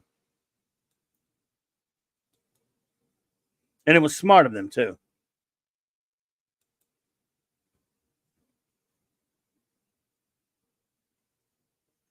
And speaking of weird stories, anecdotal comic stories, but first is let me see what Ravencroft says. Is like, I kind of feel like 1984 was the calm before the creative storm for Marvel, especially DC. So much good stuff came out around 86, 87. At this point, they were slumping. Nah, it's not a bad assessment. I understand.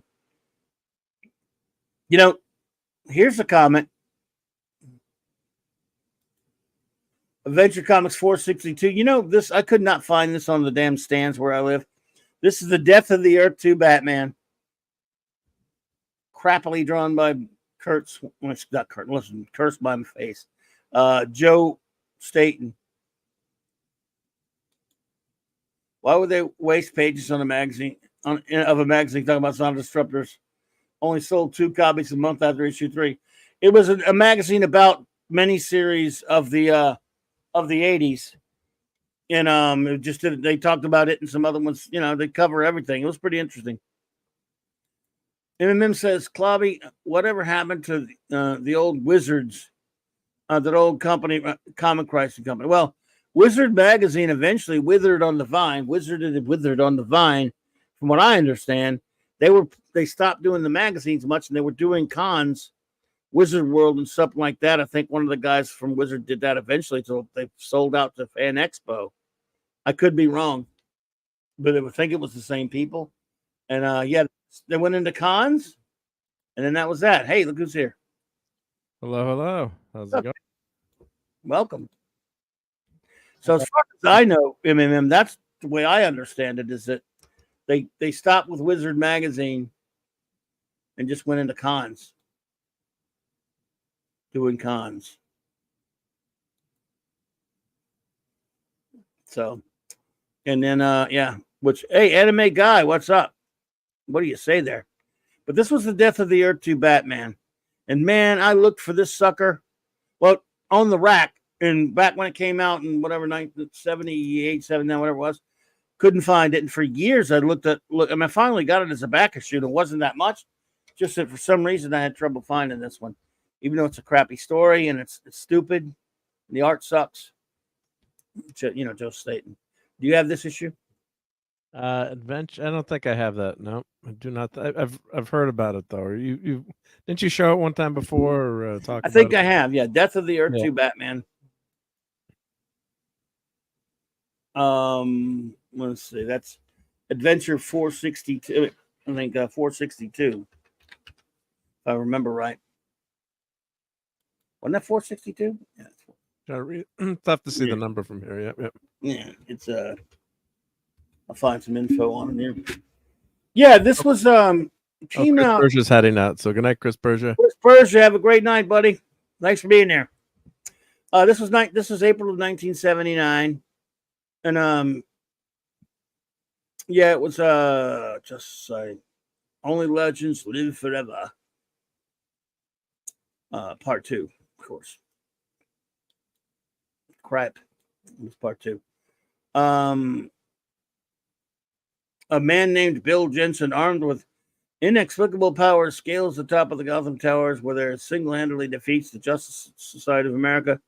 Jensen screams he wants to avenge himself against Commissioner Bruce Wayne, whom he believes framed him in order to further his own career.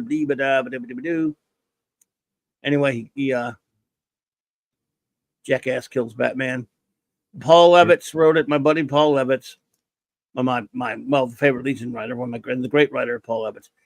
But it had Joe Staten did the art, although Dick Giordano tried to save him. Doesn't seem. It's not great though. Yeah, it doesn't seem. Yeah, not for an issue with that story. Good night, Ravenscroft. Take care. Yep. Have a good one, dude. So, what you up to tonight? What's going on? Oh well, daylight savings time is not the best either. That makes people tired early too. If you're in the States, right? So I think everyone's extra tired today. But unfortunately, I did get new comics this weekend. Oh, you want to embarrass yourself? Whenever it's a good time, you let me know. Yeah. In a minute, yeah. We'll just showing some golden. Yeah, well, that's a great cover. Kirby cover. No, it's just showing them. We were talking about some old. We went down memory lane in 1984. All the comics came out this month 40 years ago. So I bought 28 of them. In that month I bought 28, but Fanti bought 90 something. Had them all. I'll go back, slide back up, go back up.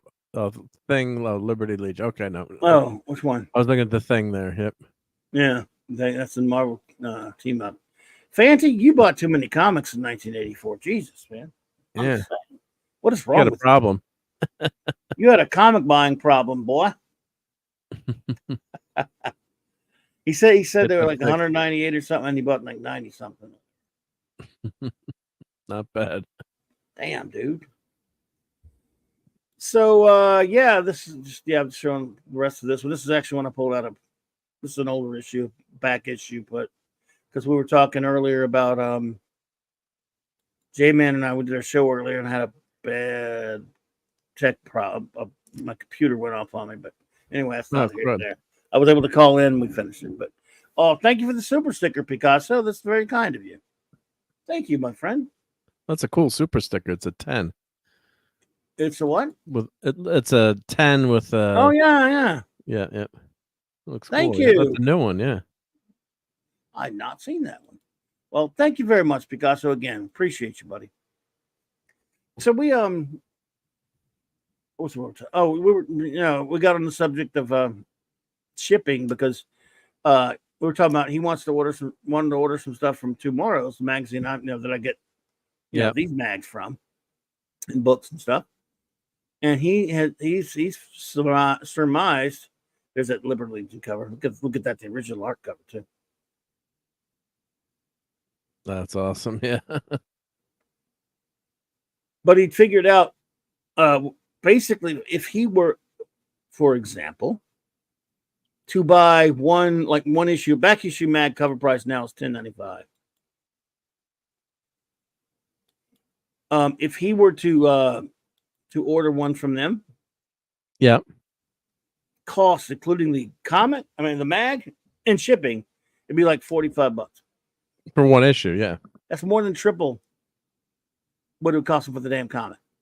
I'm talking about that and shipping.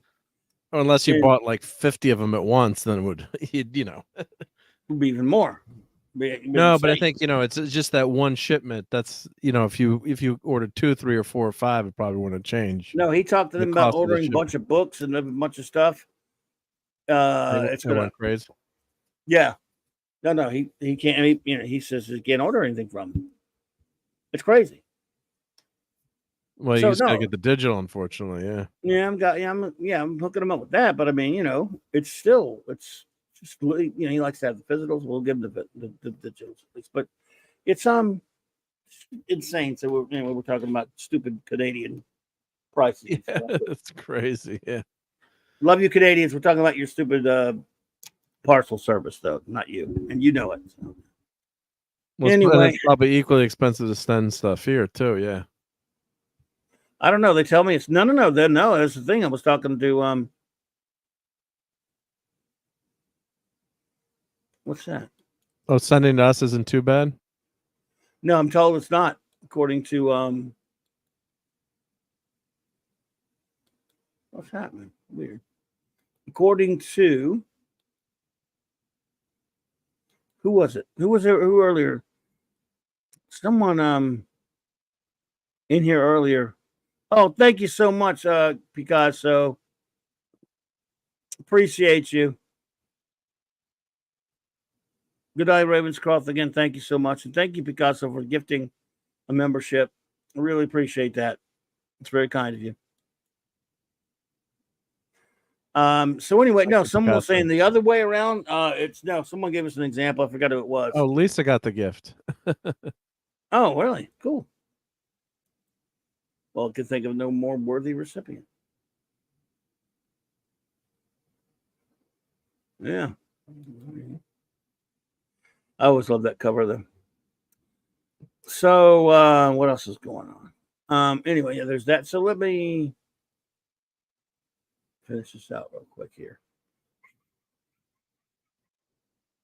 Bop. Bop, bop, bop. Hey. Staten again, man. What's with these? No, this is Grill.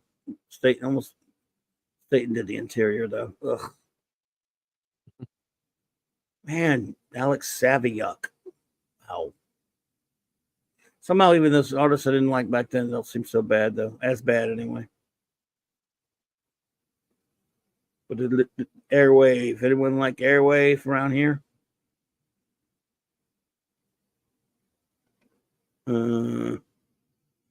Oh, she's got a green Airwave outfit. Looks like green Batgirl.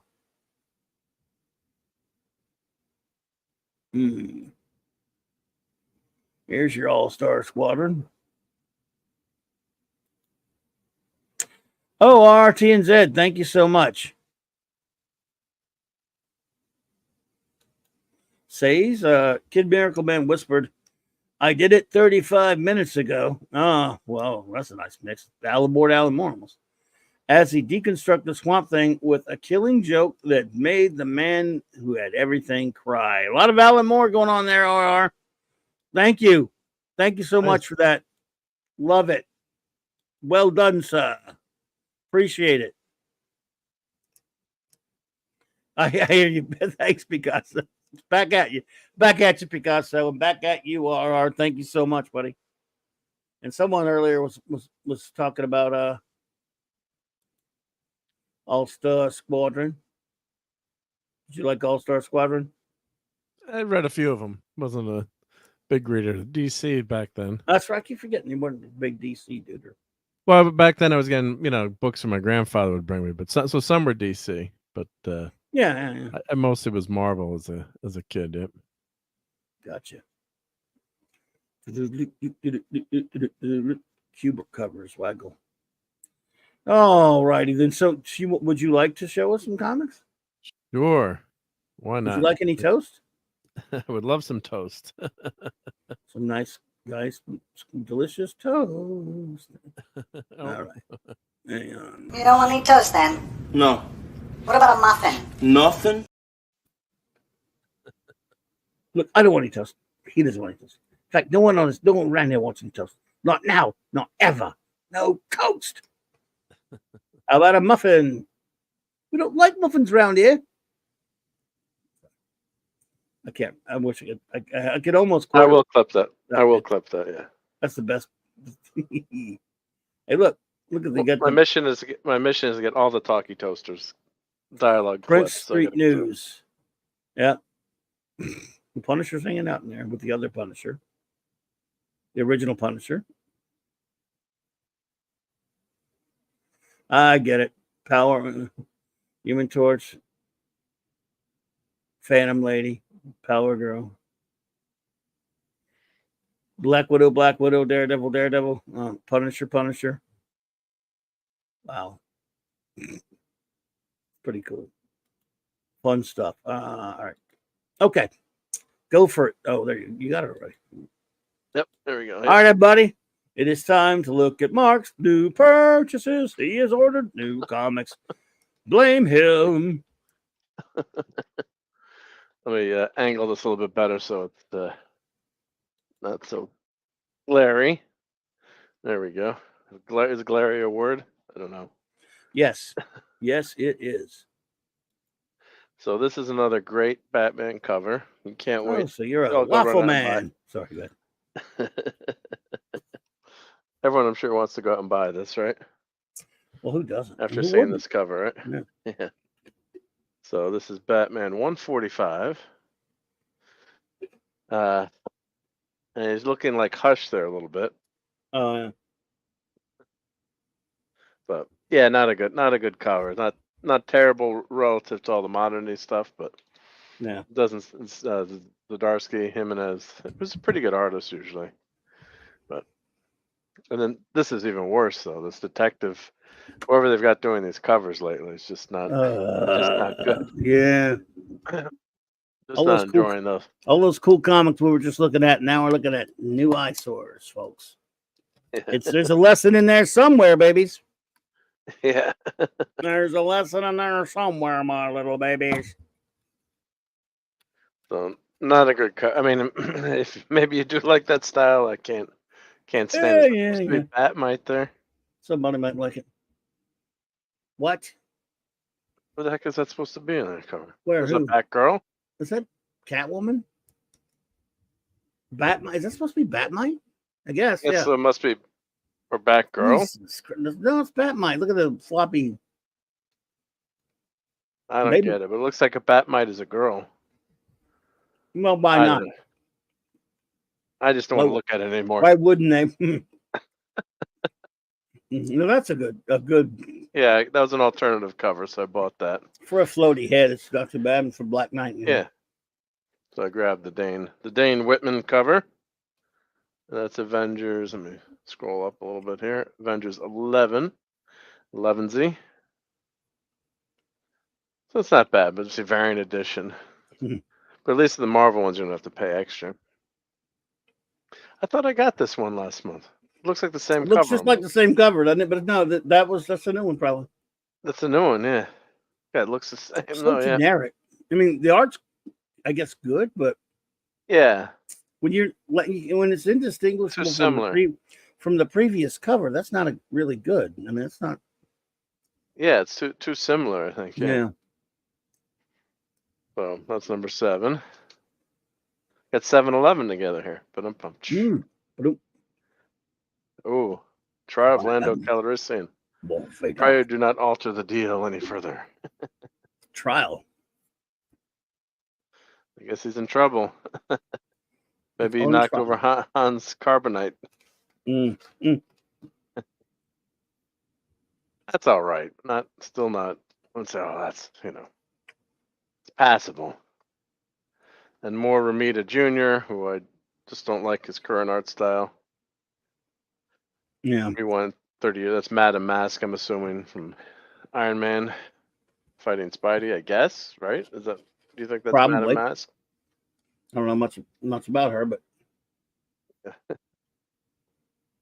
So, I mean, it's just not another good cover. Yeah. Gang War. Of course, this is Alex Ross at least, so thankfully we get Cover. decent cover. I don't think this is best one that he's done on Thor, but Isn't that He-Man's tiger? yeah, it looks like He-Man's tiger actually. Yeah, good catch. Yeah, Cringer. Cringer was his name. What's his name? What's his name? I don't know. I don't watch He-Man much. Yeah, I don't watch him much either. I think it might be. Where's Don Power Ranger? Where's Don when you need him? He'd I'm know. sure he would know. Yeah. Well, we probably got some He-Man fans here. Yeah. Not a bad cover though. Not bad. No, it's pretty cool. It's okay. Yeah, I mean, he really does look like He-Man's tiger. He does, yeah. And we've got Sabretooth War Part 4, Wolverine. Thank you, MMM. Appreciate that. So, Cringer. Okay, thank you. Cringer. You were right the first time, yep. And you've got the graves on here. With a K. So, of course, you've got Wolverine's wife, Mariko Ishida, Jean Grey, Silver Fox is there. Who's that? Othello. I can't read those names. Rose O'Hara. Quentin Quire. That's tough to read. Yeah. That's all right cover. But so far, nothing to write home about, unfortunately. Right. Nah. Just sort of there, bud. Just sort of there. And this is that's Harriet Tubman Demon Slayer by David Crownson. Yeah, it's a passable cover, but not like I don't like the flatness of the line. I like more of a 3D art. Looks a little flat to me, but what you're gonna do? So in review, there's really nothing outstanding this week. Sometimes we get one good cut. Say, oh, that's at least passable. Oliver Belamonte says Danny DeVito asked Arnold Schwarzenegger, "How did Batman beat you? With heat?" Arnold's reply was, "With love." Yeah, Danny responded, "He threw me out the window." Yeah, it was funny. I saw that clip today. Danny said that. That's not what happened to the Penguin in that movie. He probably forgot. I don't remember either. That's not what happened. What did happen? You fed him too many fish, or no? Let's see. I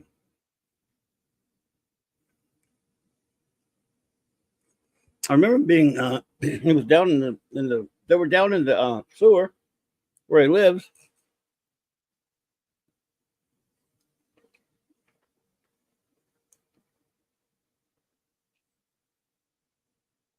Can't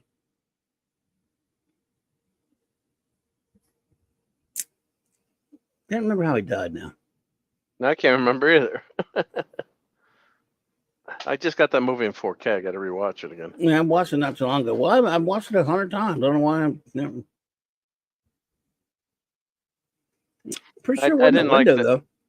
Danny DeVito's great, but I just didn't like what they did to the penguin in that movie. With that's, making him like a human penguin with the flappers and the, that's a little Yeah, ridiculous. But Tim Burton's a weirdo. but that fits Tim Burton, though, right? Yeah, it does. Oh yeah, he cared more about the villains Oh yeah. than the superheroes. He said so. Batman didn't mean as much to him as the villains did. So he proved it. Yep. And then Wacko. in that clip of the Oscars, then he's Michael Keaton's the audience. He's like doing like, bring it on, come on. It was good acting. That was funny.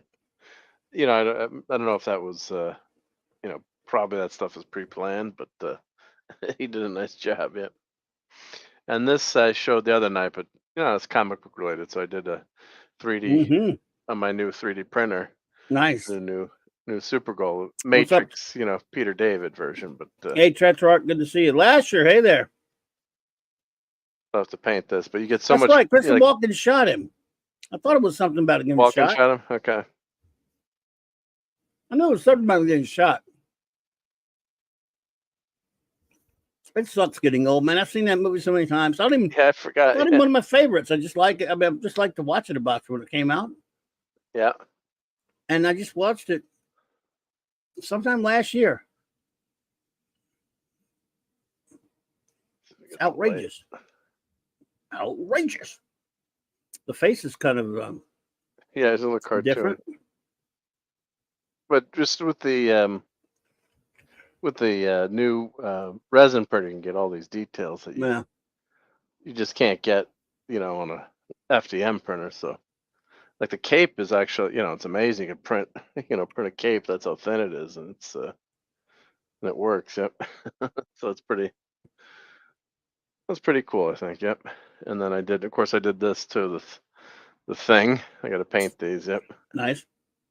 That's a nice one. I did a bunch of. Let me grab the Batmobile that I did too. Did some Batmobiles. Lasher, he's just showing us. Mark's is showing his latest books. He of new comics he ordered. He doesn't have a comic shop near him anymore, so he has to order for subscription service. And so that's his latest. Yeah. Latest acquisition. Acquisition is Batman's the cable. Batman's latest $5 pamphlet.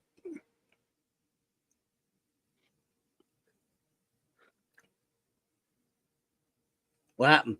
I pulled the camera cable out. I stepped on it. I hate when it works. Yeah. No.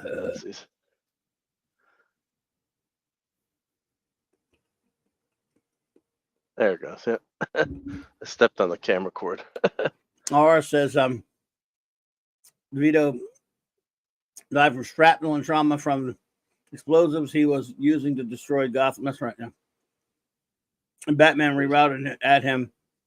P.S. Did you catch my super chat above? Yes, you didn't hear us? RR, you didn't you didn't hear us read the super chat? I'll do it again.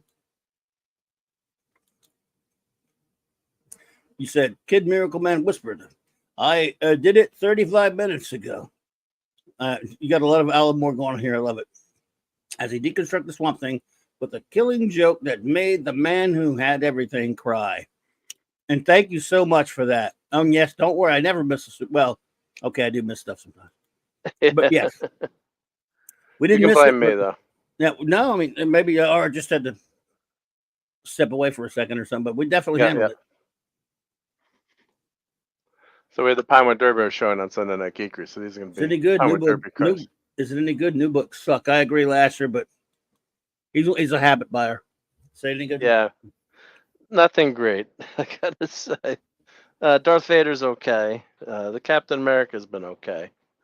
The new stuff, but a lot, and I just don't like the art on Spider-Man too. It's just so just don't like Junior's. It's just, and of course I've got these runs going back 30 years, so I've got the runs. No bad puns. I totally understand, RR. No problem, my friend. And thank you. Thank you. Yeah, thank you for the super chat. Yep. Yes, sir. But yeah, you just you have a run going. You've been collecting for all those years, and then you don't want to stop. Probably should, but Yeah. you've been doing it, and then you're like, crud. It's Uh, gonna get better, right? It's gonna get. Look, you're not the only friend I have that does that. That's why I'm glad I stopped myself from, years ago from doing that. And it's not an easy thing to resist. I just Right? Yeah, it's really isn't. tough. Yeah, because you get stuck. You get stuck, and especially if you're a completist or a collector, it's tough not to do that. I think the only thing I allowed myself to be a completist on was Astro City. That you had And to, I hadn't have it all. Yeah. But Yeah. that was it's not like Superman or Batman where it's so much going to be a billion things there, Yeah. So how many issues of Astro City were there? It was over 100, or was it? They four different ones. They finally got to by the time you tally all the different series back in 2016, I think they had when they got to issue 42, I want to say, or 40 something of the series that started in 2013, the Vertigo series, the 100th Astro City comic finally came out. Okay. And then there were only a few issues after that. Gotcha. So, and it started in 1995. So that'll tell you how basically long it took to get there. So in other words, It took forever to get there. Over the course of, what are we at now? This is 94. So 90, this is 24. In 25, Astro City will be 30 years old. And there have been just barely over 100 issues. That's a long wait. Yeah. Let's just maybe there've been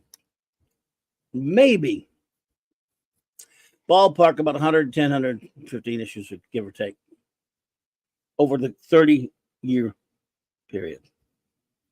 I'm no mathematician, but that's slow. That's a lot. That's not a lot.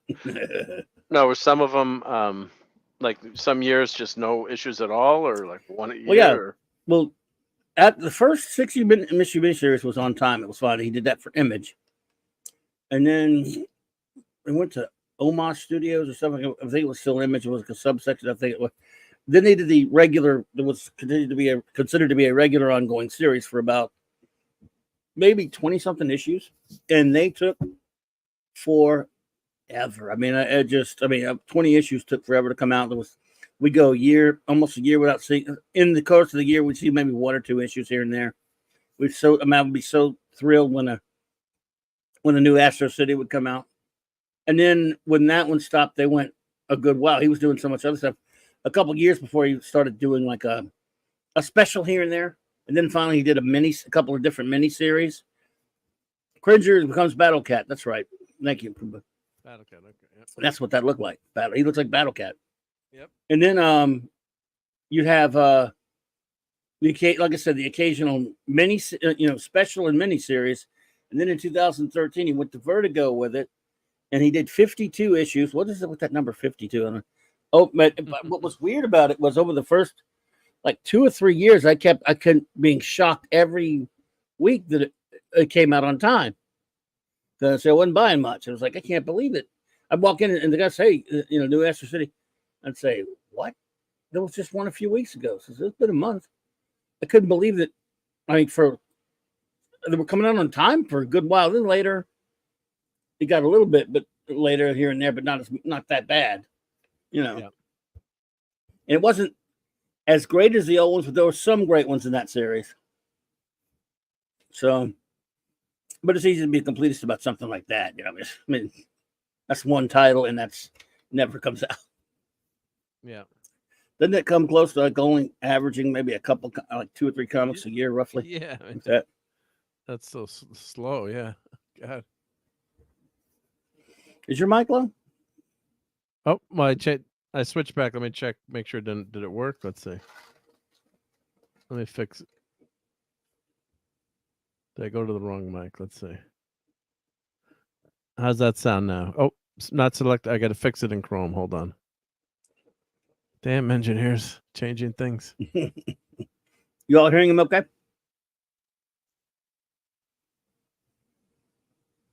It probably went to the camera. Now you're good. Hold on. You're right. Let's see. Did it work? Yep. Put the Thor cover back there for a second. Sure. Yep. I switched mics back, so let's see. If you could read it. I mean, reach it.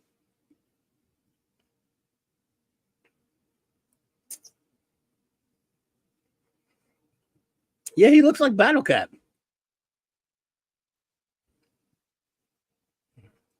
Yeah, wow. Yeah. I don't know what he's called in the comic, but well, maybe he was a He-Man fan, Ross. Well, it's definitely a homage or a copy, right? With the green and the orange stripes, right? I mean,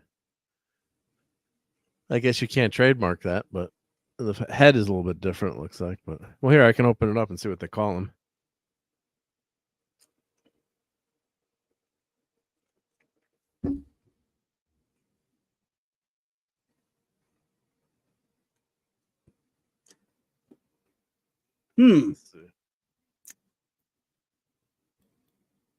Let's see here.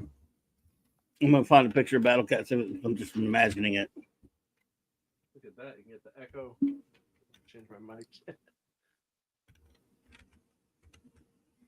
Let's see what it looks like. You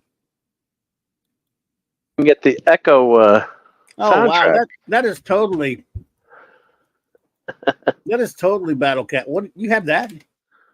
No, it's in the back cover of the Wow. Advertising the Echo soundtrack. Oh God. You see that, folks? Run right out and get that soundtrack. That poster is pretty damn cool, I have to say. I do like the artwork on that poster. But it's got a nothing character. Head. Oh, I thought it was his eye there. Oh yeah. Well, maybe it's not so good. I like the colors. Let's see what they call the cat. Here you get experience some modern art. How awesome that flat art is. So that is totally Battle Cat, though. Let's see where Battle Cat makes an appearance. Let's see.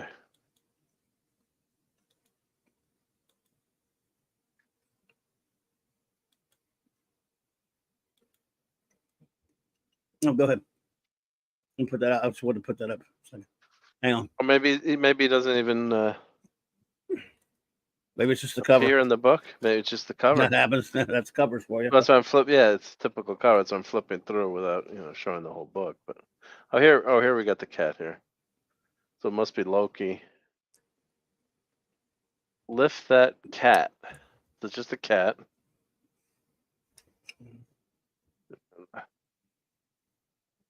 Just lift the cat. You mock me, you said, but in your heart you did not believe it. And as you placed your hands beneath the cat's belly, is that a flirkin? I guess the flirkin or the cat is turning into a Midgard serpent there. So the cat was already green, and it's just squirm as you like, bizarre beast. Thor will defeat thee. And as one single paw came off the floor, the illusion fell away at last. By Muspelheim's fire and Ymir's ice. I guess there's someone telling a story. Yep. So well, if you look, that cover is nothing. He looks nothing like he does in the comic. Yeah, yeah. And is that supposed to be eternity there? Or is that one of the dark elves? I don't know. Looks like a dark elf. Might be eternity. Yeah, dark elf. Yeah. Might be eternity. Anyway, if you go back to the cover. Yeah. That is so. That's Ross having fun making it. Yeah. I mean, look at him. For sure. Yep. Yep. I agree. Yep. Yep. Yeah. That's funny. Oh God, Oh, yeah. that's why I bought it. No, actually, I didn't think of that till you said it. But the Ross has been doing the covers, so Yeah. That's him goofing around, putting the yeah. What the hell? Why not? Oh well, that's cute.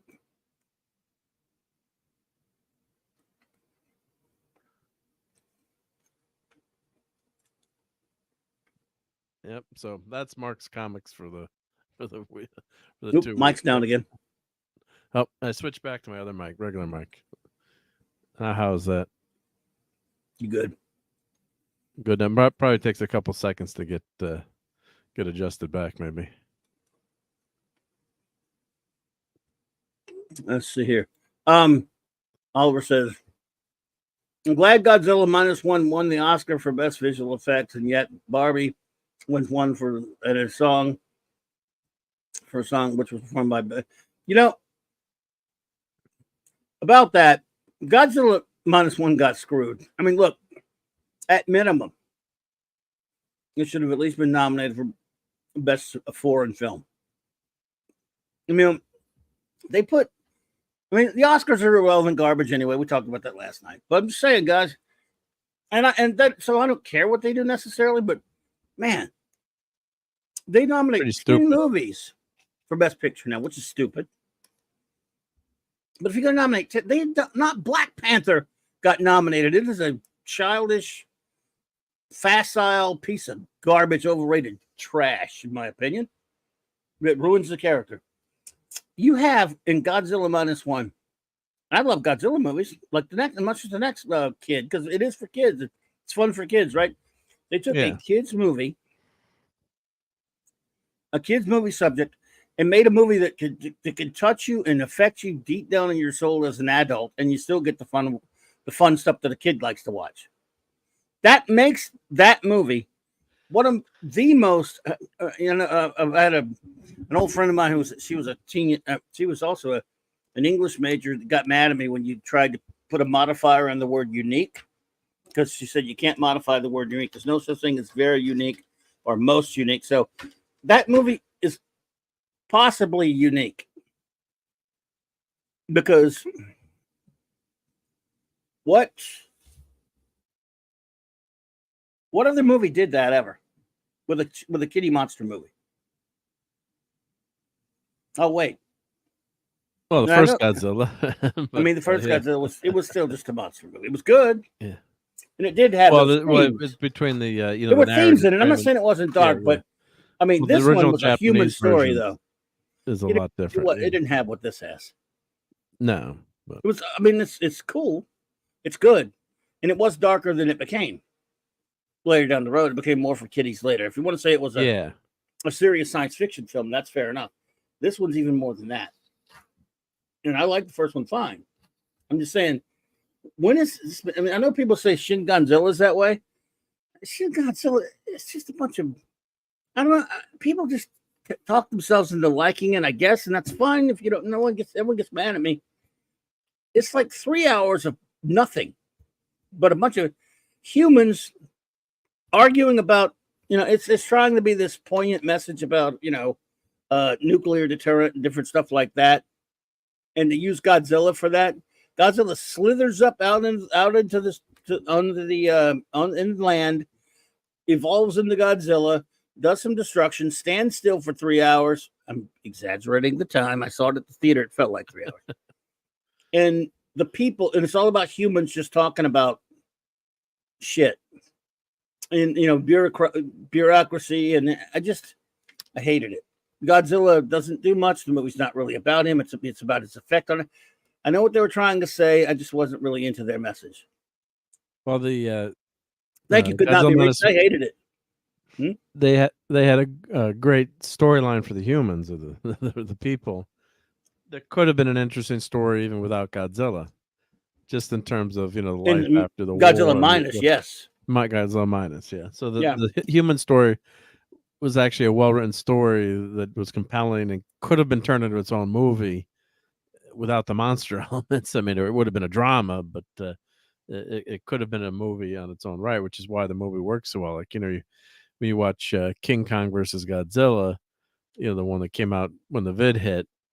I mean, you could take out. A lot of people made the same comment that I did. You could trim it down to maybe a 25-minute monster movie bash. It wouldn't matter, that they didn't have any humans in it. Just because the humans were so inconsequential to.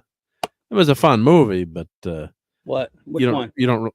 The last what was it? King Kong versus Godzilla. Yeah, it was fun. It was alright. It was fun, but you don't need the humans in it. You could have that movie without the humans. But in this Godzilla -1 doesn't work with it as well without that humanity, the story that's told. Lasher, in around 2016, I believe it was, Shin Godzilla was released. Now, to critical raves, so it could not be reached for Mother Common, it seems to agree with me. I went to the Fathom event and it only aired here for one night or something. It was big over there, and it became big over here. And most of the people you talk to really liked it a lot. Lasher, I'm in the minority. Apparently, could not be reached and says he didn't enjoy it. But that's fine. If anyone enjoys it, a lot of my friends liked it. I just don't understand. Like I said, there was nothing to it to me, and it was just about.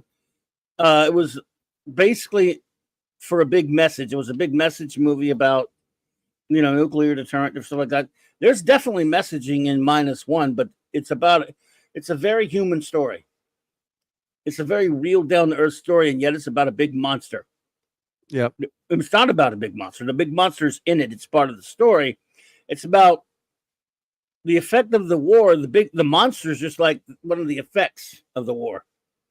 The monster's sort of like the whirlwind of the war. And it's just so well done, in my opinion, that it and I love Godzilla movies. The sillier, the better. I'll go watch Godzilla X Kong and probably enjoy it. Now I'll think differently about Godzilla movies, but I'll try not to. I thought the last Godzilla Kong one was kind of cute. But the humans I didn't care of. Whereas this in Godzilla -1 was the first time I've seen a movie where I really got involved with the humans because of their plight and how well they were written and acted. They're real people. I love the kamikaze guy. They weren't just the mechanic guy. They weren't just cardboard cutouts. Yeah. I love the mechanic dude. I mean, the guy he had to go find. Yeah, to fix the plane for the end. Yep. And that's actually that's a real plane that the Japanese did make in the end of World War II. Yeah, it was amazing. But Godzilla movies are supposed to be about dudes in suits running around just trashing Tokyo and fighting, and Godzilla shooting laser beams and yelling and fighting other monsters and all that nonsense. That's what they really are. And I don't want them to stop being that. But it was something, if you can do something like -1, and make it work, hey, I say more power to you if you can. Yes, Shin Godzilla was Toho's first modern reboot of Godzilla, -1 being the second. There you go.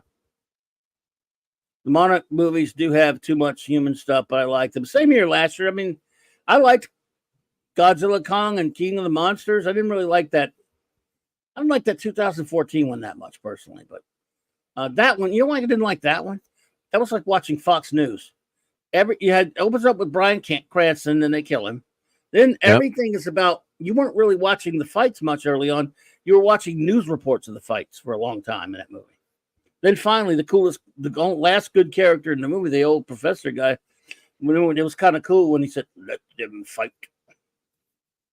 And then then the last part of it was kind of okay. And then later that year, Pacific Rim was better. Did you like Pacific Rim? I liked it. I did like. I mean, it's a fun robot jock movie. I mean, I thought it was pretty cool. It was what's his name? Idris Elba was cool in that. Elba. Yeah, he was good in that. And the sequel wasn't as good, but I thought the first movie never saw the sequel. What was the Robot Wars? Was it Robot Wars in the 90s or 80s? Robot Jocks. Robot Jocks, yeah, that's still probably my favorite one. But yeah, it was a fun. You know what you're going in for these movies too, right? I mean, you want to see the kaiju fight, right? So it did a good job with that. That's why Godzilla 1 is an outlier. It is. Yeah, there's no movie ever like it, and there's never, and there don't need to be another one like it. Don't even try. They're going to try now to do a serious monster movie, and it's just I don't know how all that's going to work out on a human level. I'd rather not see humans. The humans in Godzilla -1, it is about their story, and they managed to make the human, humans are but in the are they really get into their story. But the humans and all the other ones are like, yeah, just get stepped on already. Come on. Yep. But I thought, he says, Lash says, love King of the Monsters and the justification of the woman. One villain pisses me off. She's not a hero. She's a mass murderer. Yes. Yeah. Best dumb movie ever. That's true. I did like that line, though. Today we are canceling the apocalypse. That was kind of yeah. Right. Yeah. It was it's kind of fun. Point being, it's monster movies are though inherently silly, but that's why we love them. I mean, yeah. Did we need? We want Godzilla to be kind of silly, but who cares? We love it. Yeah, it's a guy in a rubber suit, and don't throw your atomic breath at me, but yeah, it's you suspend disbelief, and there's different levels of movie. The first movie is very serious in tone. If you watch the especially the Gojira, the original Japanese cut. I have the Criterion collection. Yeah. Of that, but then they added Raymond Burr with the narration. Yeah, it's about the horrors of nuclear war. So then they added the Raymond Burr, to Americanize it, and it's still a damn good version too, but it doesn't have quite the same impact. Then he just started fighting monsters, and we were fine with it. Yeah. Right. Bump, bump, bump, bump, bump. I mean, when I was a kid, they made the first Godzilla versus King Kong movie way before, even I think it was before even I was born, but later they played it at theaters, and I got to go see it on a double bill with some other stuff. And I guess, we got to see it Destroy All Monsters at the theater when I was very, very young. I love Destroy All Monsters movies. Yeah. Yeah, because it was Destroy All Monsters, and then it was All Monsters Attack. It was a remake, that used a lot of rehashed footage, but that was a damn, it's panned as a movie, but I still like it. Yeah. They were fun. Fun stuff. So, well, dude, I guess we can start making our way out of here. Yep. It's late with all this. It is late, yeah, stuff. Especially with daylight savings times. Daylighty savings timey-wimey. Yeah. So, again, blasphemous, I know, but I'm never been a King Kong fan. Well, I love the original film from 1933. For me, that's about where it ends. But I don't know. He's American, so I'll root for him even against Godzilla. But I know it's just me being egoistic. I understand. Although it's not King Kong, and because of a legal issue, that's why they have to call him Kong instead of King Kong now. Yeah. But, Universal must own King Kong, I'm guessing, right? Yeah, somebody does. I don't know. Weird. Some crazy stuff with these rights issues. I mean, it's just nuts. Sometimes you can't figure it out, right? Yeah. Holy shit.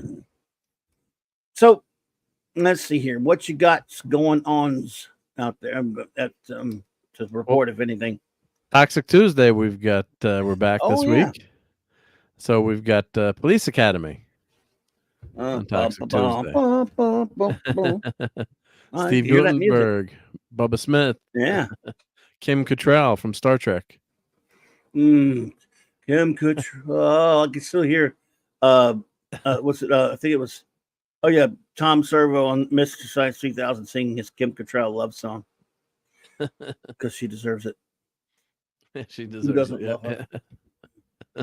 Spock, but other than that, no, he's lying. He does love her. He does love her. Yeah. So you got Police Academy. What else? Anything? Yeah, and then of course you're talking about the Clubhouse. We'll be doing some watch parties. I don't know if we've decided what extra review we're doing on the Clubhouse this week. I don't know, if anything, because we got to get that. We're not going to have that comic. So if you want to figure something out, I'll talk to her. Yeah, we'll try to find something. Yeah. What about a movie? No, we'll talk about it later. We'll figure it out. Yeah. Yeah. Okay. So,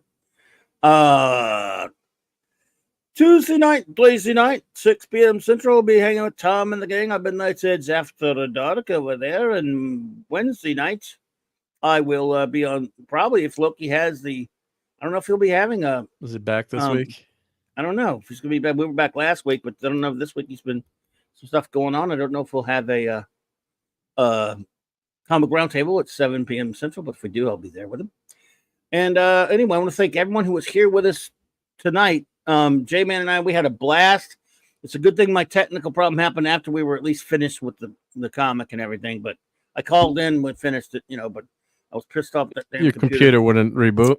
Turned off, and I had to get my son to fix it for me. We get to review it. I don't know what was wrong. He just knew how to do it, and I couldn't. He knew what to do, right? Yeah, he's your tech support. He sussed it out. He thinks it's good, so we'll see. It's not like it hadn't happened before. But anyway, thank you all who were with us for that. What a blast it was. This was some wacky one right here. Jeez, man, oh man. So I hope anyone who was here with us really enjoyed the wackiness that we tried to make a lot of fun and even wackier for you guys on the wonderful world of Bob Haney. And we will be back next month on the B Monday of the month for another World of Bob Haney visit. But in the meantime, the remainder of the Mondays of the month, we will be bringing you Legion of Superheroes reviews on J-Man's fantastic channel. J-Man, Sean, and myself will be reviewing, as we are in chronological order, reviewing all of the appearances, silver and bronze, of the Legion of Superheroes, our beloved heroes, young heroes from the future, the 30th century. Then of course, Wednesdays nights, it's the wild card. The card will be wild. Oh nope, that's the wrong one. Sorry. That's an even wilder card there. Wednesday nights. And then the Clubhouse. Yeah. On Thursday night, Blake 7 review, and we might surprise everyone. We might just pop something, make a surprise review of something. Something totally random and out of order. Random and out of order, so we can pick on the number one. We can be mean to number one. We're just kidding. We love her. Yeah. Joking, yeah. And then on J-Man's channel, Friday night. Friday night's a great night for Daredevil. Fearless Fridays. J-Man and Sean and myself on his great channel, 7 p.m. Eastern, Friday night. Our Daredevil reviews continue. Frank Miller's seminal run of the early 1980s. Only a few more shows to go on that. Before this, we did, of course, Jack Kirby's classic Fourth World run. Now we've done this, and our next classic, it'll be Fantastic Fridays, that is. Starting April 5th, we think, or thereabouts. We're not sure, but I think this is what it is. And it will be Fantastic Jack Kirby's legendary run in Fantastic Four 102 through and the 6 annuals, rather. 101 through 102, and then all the first 6 annuals. But that's going to be in next classic. Month. Classic indeedishness. 32 Flavors of Nick Wazer's channel. I'm there on Friday nights, 8:30 Central PM Standard Time, with Nick and the Friday Night Comic Shop Boys. Always have some fun over there. And then back next week at its regular time, Saturday night Star Trek. Same Trek time, same Globby channel, except for this past week it wasn't, but you know what I mean. The usual one, 9 p.m. Central Standard Time, with 4 more scintillating episodes, including one where they team up with the X-Men, it looks like. So it's going to be great. Or maybe not. Okay. Shout out to Wrenches, and we'll get on up on the hill. We got Eric K., Chris Persia, D-Bud Martin, Lord Thoth, J-Man, Maddie's Daddy, Cal L, Fanty Outsidey, Max Redstone, Larry. And let's see. Thank you so much for being here. Tetrarch of Apathy, buddy. Good to see you. RRT and Z. Oh, he says, any chance you'll say a few words about Oppenheimer? I feel like it's been such a significant film for American history. Any thoughts on reactions? I haven't seen it yet. I've got to watch it too. It's on HBO. I haven't watched it yet. I'm glad I'm not the only horrible person that hasn't seen it yet, because everyone seems to have seen it. But I'll talk about it one of these days. So sorry about that, though. I haven't seen it. Every time I go to watch it, I'm like, God, it's too damn long. What we're going to do, I appreciate you all being with us tonight, but instead of the shout out, what I want to do is I'm going to sacrifice the shout out for tonight for a moment of silence, since it's been 3 years to the day yesterday that we lost our dear friend Mark C., who the show has been named after in perpetuity. And I just want to put an M in the chat for him. Anyone could do that, please. And we will just I'll give it before I play the end credits or anything like that. I will leave a we'll go right now. Moment of silence for our dear friend Mark Stephen Chure.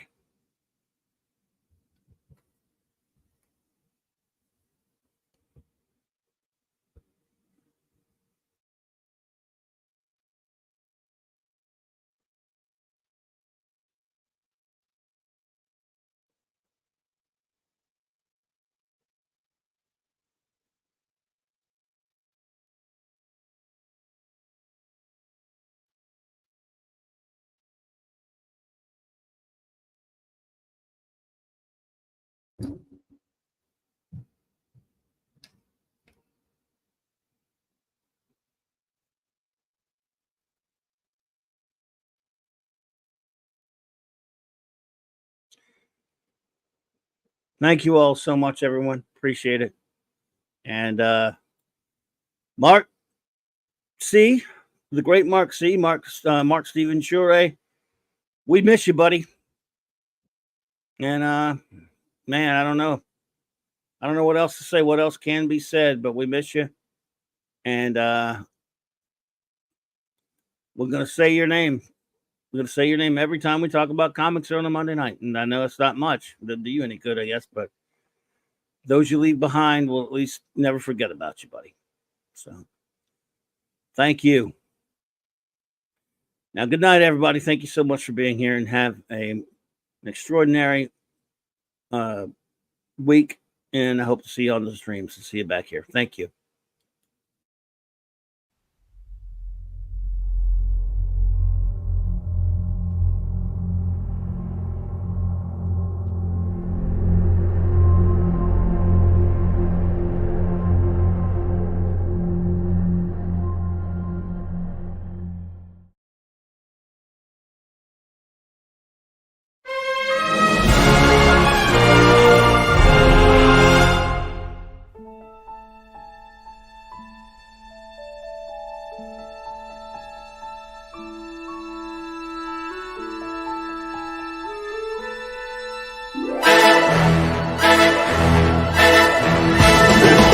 Clobberin time!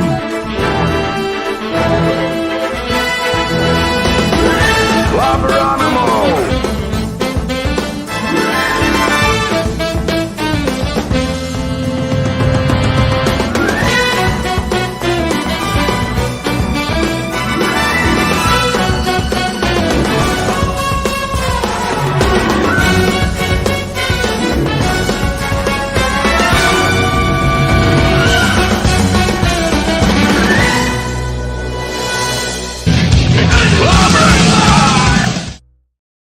I just love clobbering time.